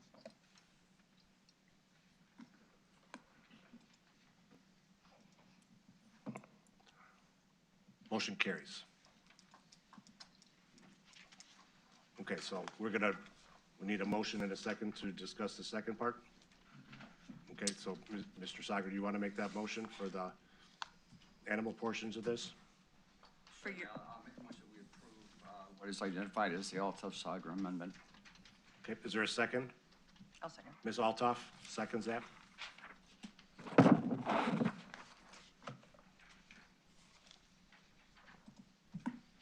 Go ahead, Dr. Sager. Thank you very much, Chair. As I begin tonight, I want to express my sincere thanks to all for your voices and for your participation and the dialogue on this important issue. Recognizing truly that we all stand against animal cruelty. I don't think there's a person in here that doesn't want to stand up and be heard with regards to being against soundly animal cruelty. This has been a significant effort to find balance. Specifically, we've tried to do three important things, very important things. The first is to uphold and to recognize the absolutely exceptional, strong, good animal stewardship and nurturing by our livestock production community, and also our exhibition community. Now, I'll come back to that one, but I think it's important to recognize that we are upholding agricultural production and specifically the livestock industry. I have known some of those of you who are present tonight through my work with the University of Illinois Extension Service, my work with McHenry County College, my work with the Department of Agriculture through the Illinois and Du Quoin State Fairs, and I have tried to work with you in a manner that constantly held up moral oversight and work with our livestock, knowing full well that you all count upon them as your way of life and your way to live and sustain your life economically. And if you were to cruelly treat or mistreat animals, you wouldn't be able to stay in business long. And so we recognize fully that that is your value, and we uphold that value. And I certainly, having worked with livestock all my life as an exhibitor of cattle, I hate to tell you this, but my first paid job was, I'm not sure I really should, but I'm gonna say it anyway, castrating and docking sheep and hogs and cattle in terms of the neutering. And so that's been a part of my life.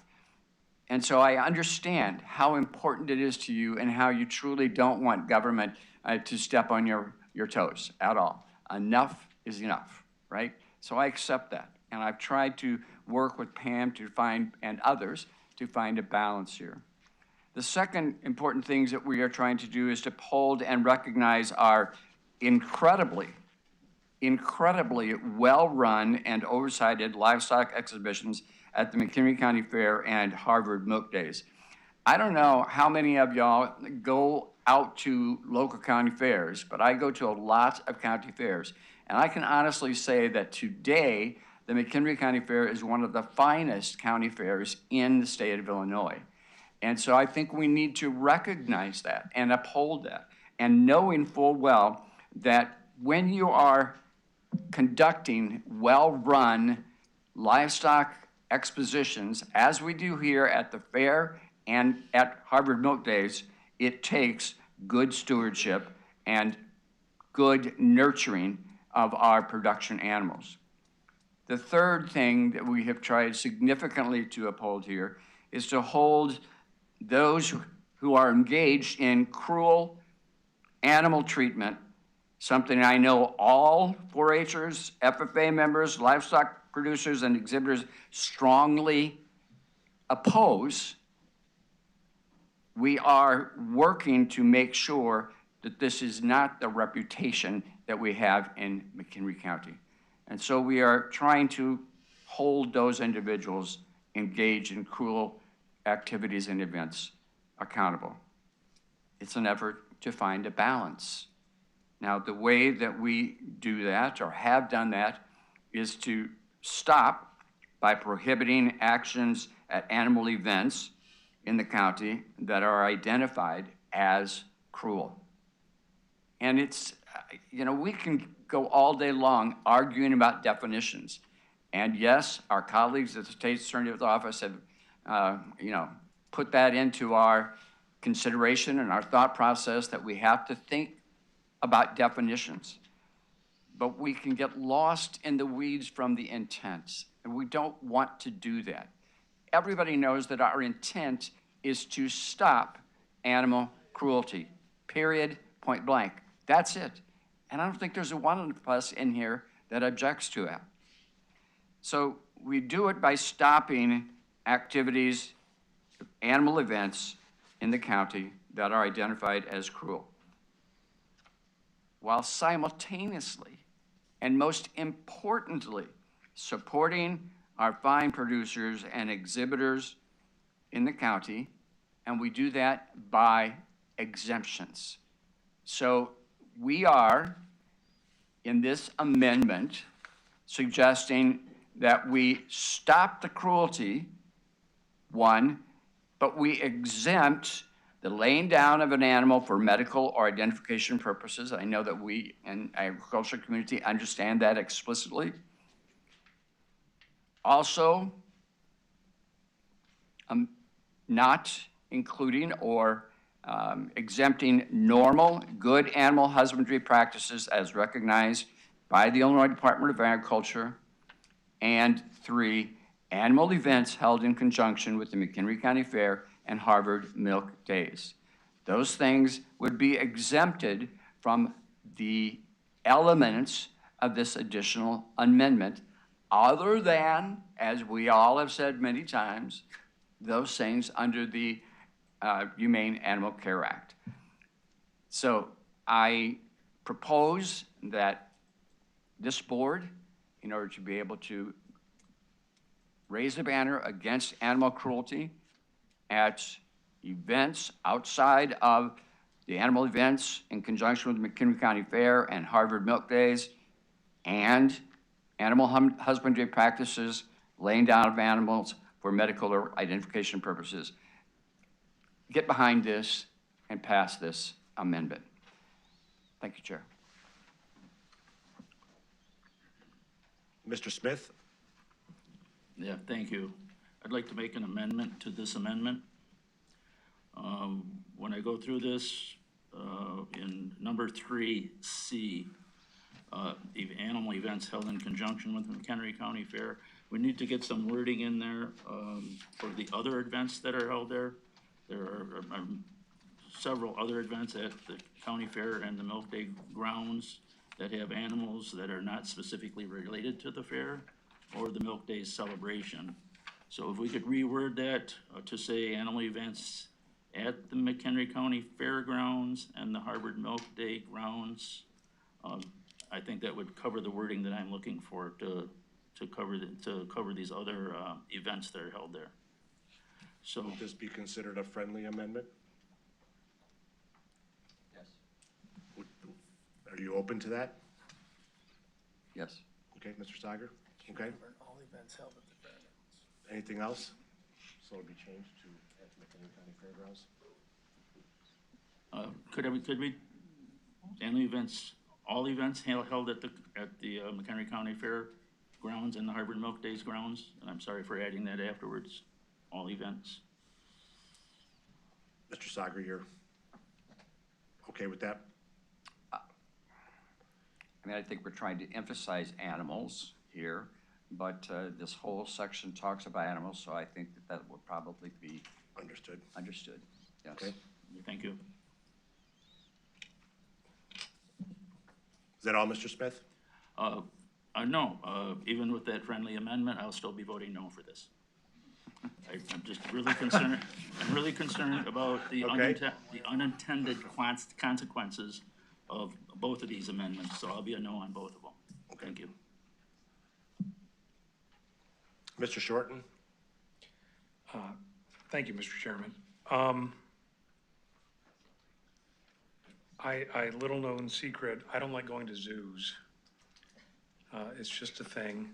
I see enormous animals walking in circles, and it's difficult to me. I'm also a complex individual. I like hunting deer. But I do it for the meat and not for the trophy. So what I've heard from the representatives that have come before us with descriptions of what's taking place at some of these rodeos is upsetting, it's concerning, and I would like it to stop.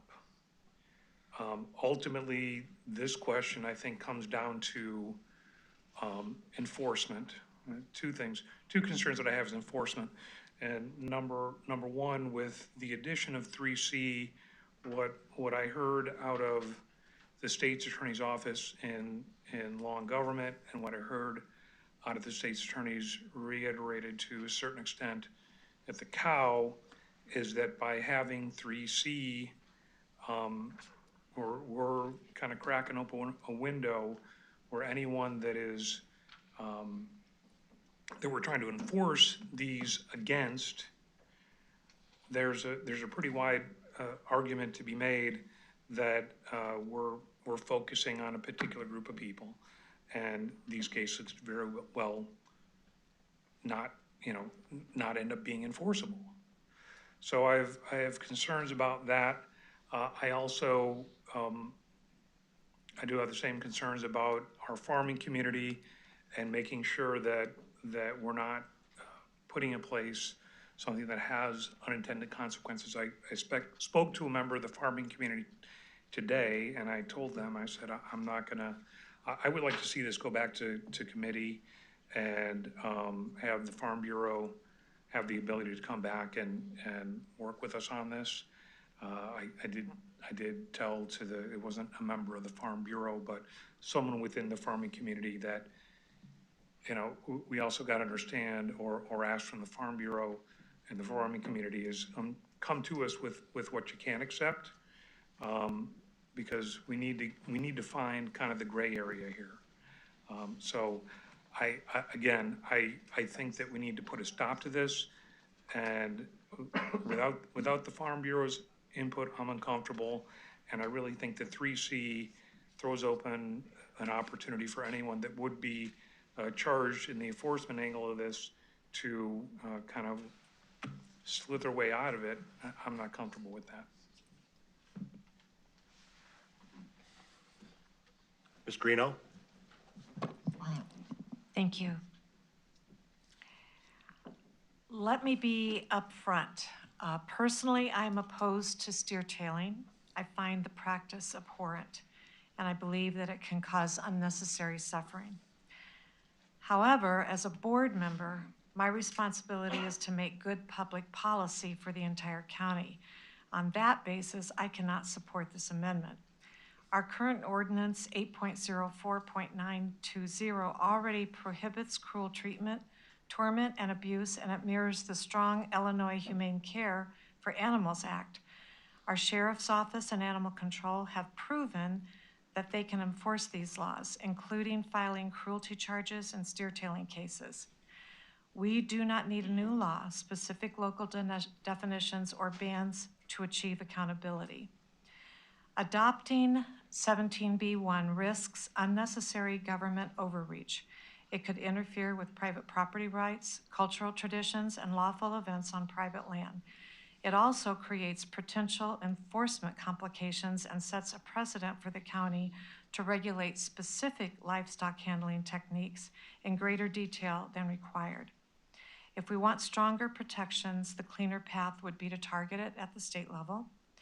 and our focus should stay on effective enforcement of the solid tools that we already have through our sheriff and animal enforcement control. For those reasons, even though I am personally opposed to steer tailing, I will be voting no, and happy to work with colleagues on another approach that respects both animal welfare and good governance. Thank you.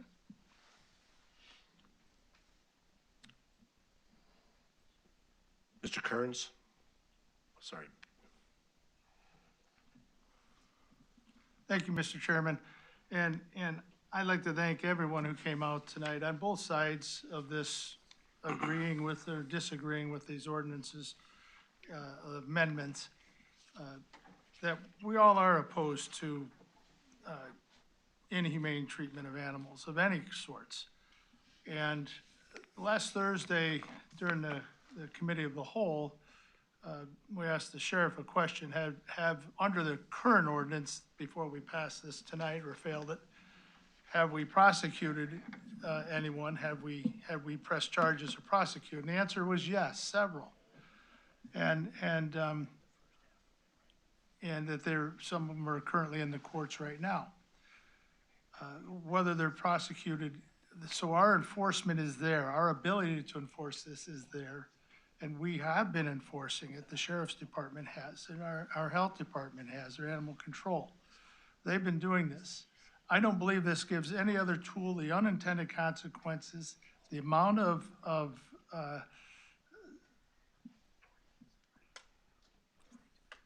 people thinking in this group tonight and other people that have called who don't want this. They don't want to have it in the Health Department side of the Animal Control because of the fear of the unintended consequences. And just flat out, there's a lot of fear of this by the public. And it's not just the Farm Bureau. There's other people who have the same concerns. So one thing I want to point out, whichever one of these amendments, if either one passes, then it becomes the ordinance. As for tabling it, I did think about tabling this before tonight. And I thought, you know what? It's only going to prolong it another 30 days. And if this board is up for passing it, they're going to pass it in 30 days also. I would like to hear, I would have liked to hear or let the Farm Bureau and other equine organizations have their say after they had read these amendments. But they didn't get that opportunity to take it back to their organizations and vote. So they did not get that opportunity. So I go back to my, Mr. Sagers, if I had to vote for one of them, which I'm not going to vote for either at this point, just so you understand. If I had to vote for one, I would vote for Mr. Sagers because it does exempt the county fair. And it exempts the agriculture organizations. But there's interpretations there also why we shouldn't do that also, because there's interpretations of agriculture exemptions that someone's going to use as an excuse. Hey, I'm agriculture and you can't prosecute me on this. So there's an interpretation right there that's different. And I also brought up, and I asked Mr. Wallen to read the one coming up, the UDO changes, text amendments changing that list all of these things in 30 days, that we'll have another crack at this. And I will be voting to support that one because it puts all the descriptions out there. It puts everything out, but we don't need the Health Department. As I stated my opinion at the cow, that our Health Department, Animal Control, already has all the tools they need to do this. They have prosecuted horse farm, cattle farm, people who do cruel things to animals, starvation and everything else. They have done that already. And it's been prosecuted. We've done that with the current ordinance. We don't need to muddy the waters with this.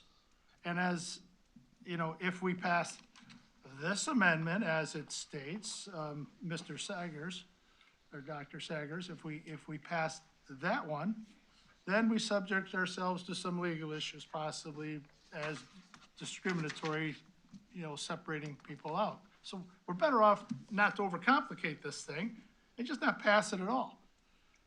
Not pass this at all, because our ordinance, as Ms. Greeno stated, already has the tool in there to prosecute with the inhumane treatment of animals, that we follow the state on that. And therefore, we don't need this in there because of how it can be interpreted. It really is going to be a problem down the road, and you can say, yeah, we can go back and fix it. Well, I haven't seen the state fix the solar farm problem for us either. And I don't trust anything that it's ever gonna get fixed once we screw it up. And the people who suffer the unintended consequences of this will have huge legal fees and everything to support when somebody goes out and throws a charge against them because they misinterpret, or it's been misinterpreted by the staff or whoever wants to throw those charges out. So I have a problem with putting this in. I'll also be voting against this. If we're gonna vote tonight, I vote no. If we bring the same amendments back in 30 days, I will vote no. And I would ask us to really be concerned about unintended consequences, the same as the state causes us every day with the solar farms and their zoning and the unfunded mandates. We don't need this. It's already covered. We already have it done. We all believe in humane treatment of animals. Nobody wants to see cruelty out there. Nobody wants to see these tailing events. They're still gonna go on, and we can still prosecute them. Either way, we can prosecute them. We're not gonna stop them from happening because we put this in the ordinance tonight. We're not gonna stop it. But we have to prosecute it, and we have the ability to prosecute it. This gives us no more ability to prosecute it, in my opinion. It only gives the ability to muddy the waters. So, thank you. Mr. Kaminsky? What's taking place is deplorable. I find it disgusting. It shouldn't go on, but I'm a no on this because I'm fully confident in our sheriff's department and the training that goes into his deputies that they can spot when something's wrong. And I feel confident in our state's attorney's office that they're going to prosecute them. What I learned decades ago, working on machines and equipment, if it ain't broke, don't fix it. And we have something in place, and we have professional people that are out there that know what they're doing. Let them do their job and do it that way and be done with it. The way it states now, I'm not comfortable with it. I'll be a no. Ms. Van Hoff? Thank you, Chair. I think I'm on, right? I got you. Okay, so, we have been talking about this issue for several months. And if it wasn't broken, I don't think we would be talking about it now. A lot is going on. I've sat in 2 committees where we have talked about this issue for hours, not just one meeting, but for several meetings. And I do appreciate all the work that Member Althoff and Dr. Sager put into drafting something that I think that is really good. One of the things that happened with Dr. Sager is that he is very familiar with the Farm Bureau and he's worked closely with them. He's gotten their input. So even though the Farm Bureau wasn't on at the beginning, we did hear them in several committee meetings, and we have incorporated some of the things that they have asked for. And this combined amendment includes some of those things. Some of the things that I've heard that's going on with these animals, it makes me sick. I could barely sit through it tonight. And we do need to do something about it. We need to do something about it now.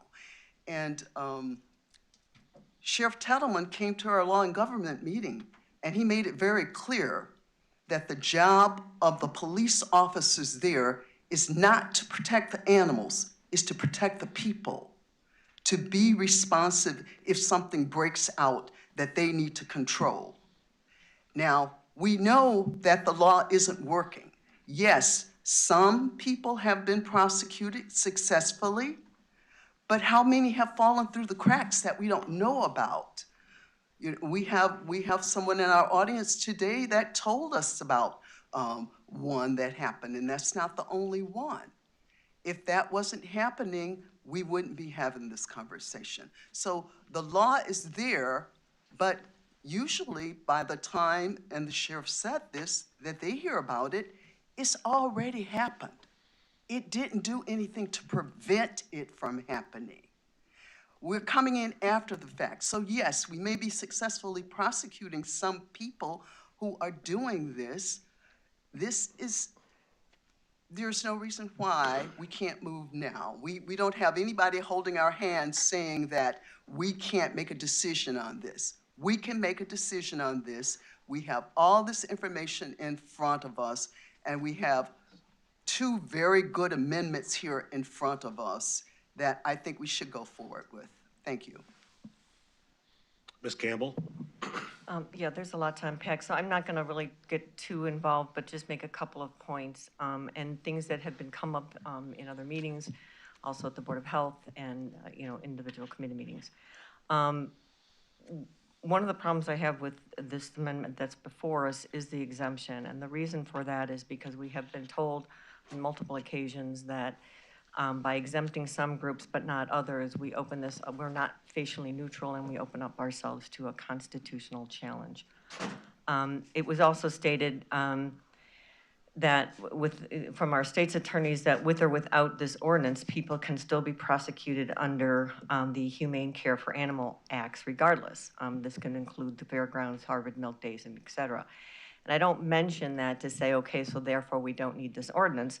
I say that because that's out there, and these events aren't being prosecuted because they don't have animal abuse at these events, right? That doesn't happen. These are farmers and livestock owners who take great care of their animals. That's part of their animal husbandry. They do this all the time. It would not be in their interest to mistreat the animals. What the purpose here is that you're trying to fill a gap.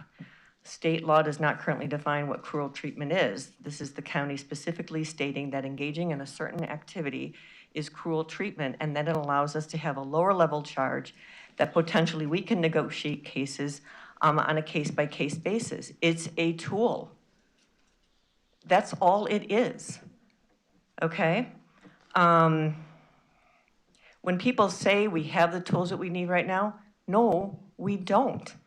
It's a higher bar. And we only charge, and right now, if we go through the TUP or the temporary use permit, we're only going after the event planner. We're not going after the people who are actually committing the abuse. We're not going after the landowner who's allowing this abuse to take place on their personal property. This opens it up to actually go after the people who are engaging in this activity. It does not have anything to do with 4-H. That type of activity is not happening in those spaces, right? And so,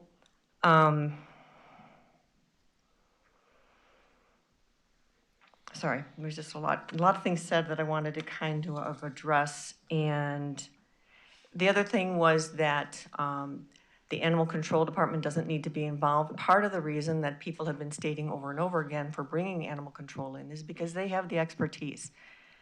At one point, I believe, and I may be mistaken, and I would hope the sheriff would raise his hand and say I'm mistaken, but the deputies don't necessarily have the expertise when they're at these events to know for sure if somebody has crossed a line. That's what the animal control officers are for. So we don't have the tools currently. We're trying to put them in place. We're describing a specific activity, not targeting a group. So I appreciate the additional definition in the Sager amendment under number 3.2, when you get into additional behavior that has been documented by outside groups that can occur I wouldn't have a problem with keeping that in. I'm not so sure about 3. I don't know how you would know, but whatever. And providing an exemption that opens up constitutional challenge doesn't make any sense to me. So I do think we need to vote on something and move forward. I think it's important that we address this concern. I think there are protections in place already that would protect our farming community. We know that good husbandry, and I don't really think I mentioned this, but there's a necessity clause, which is part of criminal law, which means, you know, if something happens where an animal loses control, you lose control of your animal, and you have to take drastic measures to bring them down, that is not a criminal offense. That's part of a necessity clause that allows that to happen because the greater good or the danger to people was greater than the danger to the animal. So I really would hope we can parse all of that out and try to make the right decision here tonight. Dr. Sager. Thank you, Chair. I do want to address just a couple of things, and I have a question for representatives from our State's Attorney's Office, please. I understand the unintended consequences concern. I mean, I think that that's a legitimate concern for us, not just in this decision, but in every single decision we make. And I think that you could actually argue that all of our decisions can have unintended consequences. That's a possibility, and somebody could argue that, and somebody could take us to court on things like that. The reality is that the electeds that are here at any given time try to address the issues, the needs and concerns, and to do that in the most responsible manner possible. Everybody tries to use their best judgment individually, and we trust that our system is going to provide the best aggregate decision for not just the body, but for the community at large that we represent. So I don't buy into the unintended consequences argument because you could say that about everything. The other thing is, I think there's some misinterpretations about adding C there and the impact that that will have in the courts. And I'm not, should it be taken to court? I'm not so sure that we all understand that, and I know that I have differences of opinion than other people have. But one of the things is that if this is something that goes to court, because we are, if you will, exempting or excluding the McHenry County Fairgrounds activities and the Harvard Milk Days grounds activities, then so be it. It is the responsibility then of the State's Attorney's Office to provide us for defense of that position. That's what they do. We place them in that responsibility with regards to the solar farms that have been hashed and rehashed and hashed again. They told us, you know, we have to approve these, but we, as a body, determined that we didn't want to. So we were taken to court, and they defended us. That's their job. They may not like it, but we're the policy individuals. They're the ones that are here to provide advice and then support the decisions that we've made to the best of their ability if we are taken to court. But I would like to have them comment, please, whoever you prefer tonight, Laura, to comment upon this whole thing about why people would be arguing that it's going to put us in trouble when there is a pathway that we chose. And the pathway that we chose in early committee discussions was to take both the pathway of the plan department as well as the health department. So why did we decide for that dual pathway? What did that provide for us in terms of, as Member Carolyn just indicated? I'm hoping I understand your question, but if I if I'm not answering the question that you asked, then please stop me and hopefully we can be on the same page. It's my understanding throughout all of the committee meetings, I've had several conversations with ASA Kevin Chernowski, who's also been involved with attending some of these meetings, that it gives an extra set of tools, so to speak, because there is seemingly a gap in terms of being able to prosecute all of the individuals who are involved in what we are characterizing as animal cruelty. So with respect to the amendments to the UDO in terms of the temporary use permit application process, the individuals that would be held responsible are the permit holders, not anybody else who's been engaging in the activities, so to speak. So that's one prong. And then if we go to the other prong, when it comes to the health department, now we can go after the promoters, the organizers, the people who are actually participating in the inhumane acts. So all it's doing is giving the extra set of tools so that way we can close that gap and be able to go after everybody, if possible, that's involved in these activities.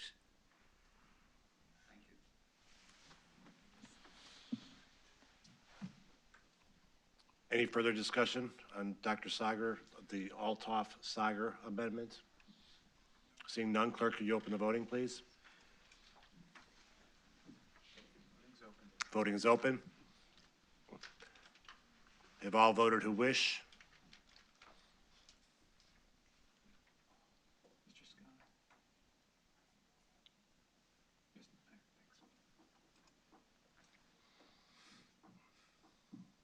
Motion does not carry. Ms. Althoff?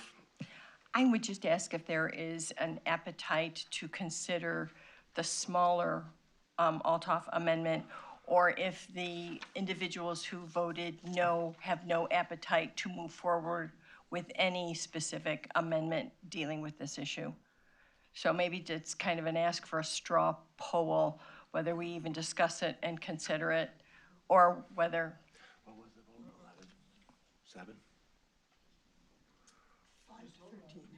Fine, then I'll make a motion to amend the public health ordinance with the Althoff amendment. Okay, is there a second? Mr. Collins seconds. Discussion?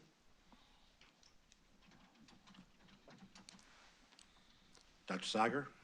Yes, I cannot support this amendment. The reason I cannot support it is because it doesn't provide an exemption for McHenry County Fair and Milk Day events. Thank you.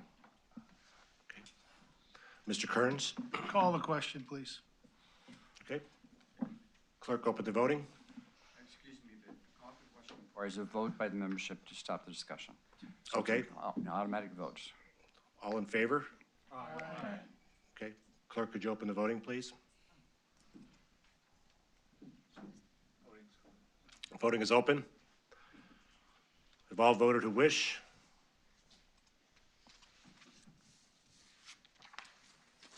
Motion does not carry. Mr. Hartman, you have a report for us tonight?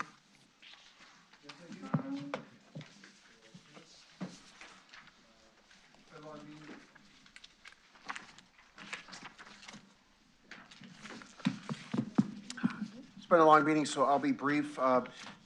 One item to report, through various committees, there was some discussion on initiative brought forward by Member Krieger on looking at veterans' fees as they relate to public health ordinance and other administrative ordinances.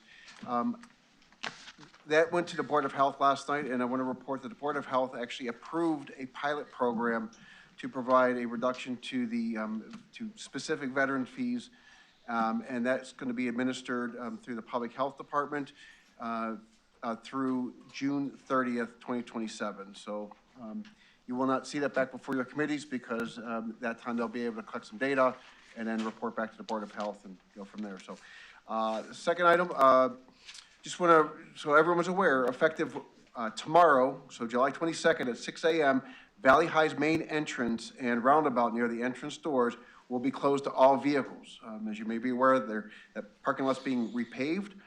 So you can enter Valley High by way of the fire lane, and you can go to designated parking thereafter. And visitors and staff can follow the sidewalk up to the main entrance, so just note that. Continuing in our spirit of collaboration, Alicia, our Deputy County Administrator, had a great meeting with the PIO network today. They had representatives from the City of Harvard, Huntley, District 155, Cary, Lake in the Hills, McHenry County Economic Development Corporation, the Health Department, DOT, and they all gathered for the purpose of learning about the FOIA law changes. And that was presented by our Assistant State's Attorney, John Warren. So it's great to get that collaboration and shared knowledge together. So thank you, Alicia, for that. And just finally, and as always, the strategic plan report card has been updated. So please take a look at your accomplishments.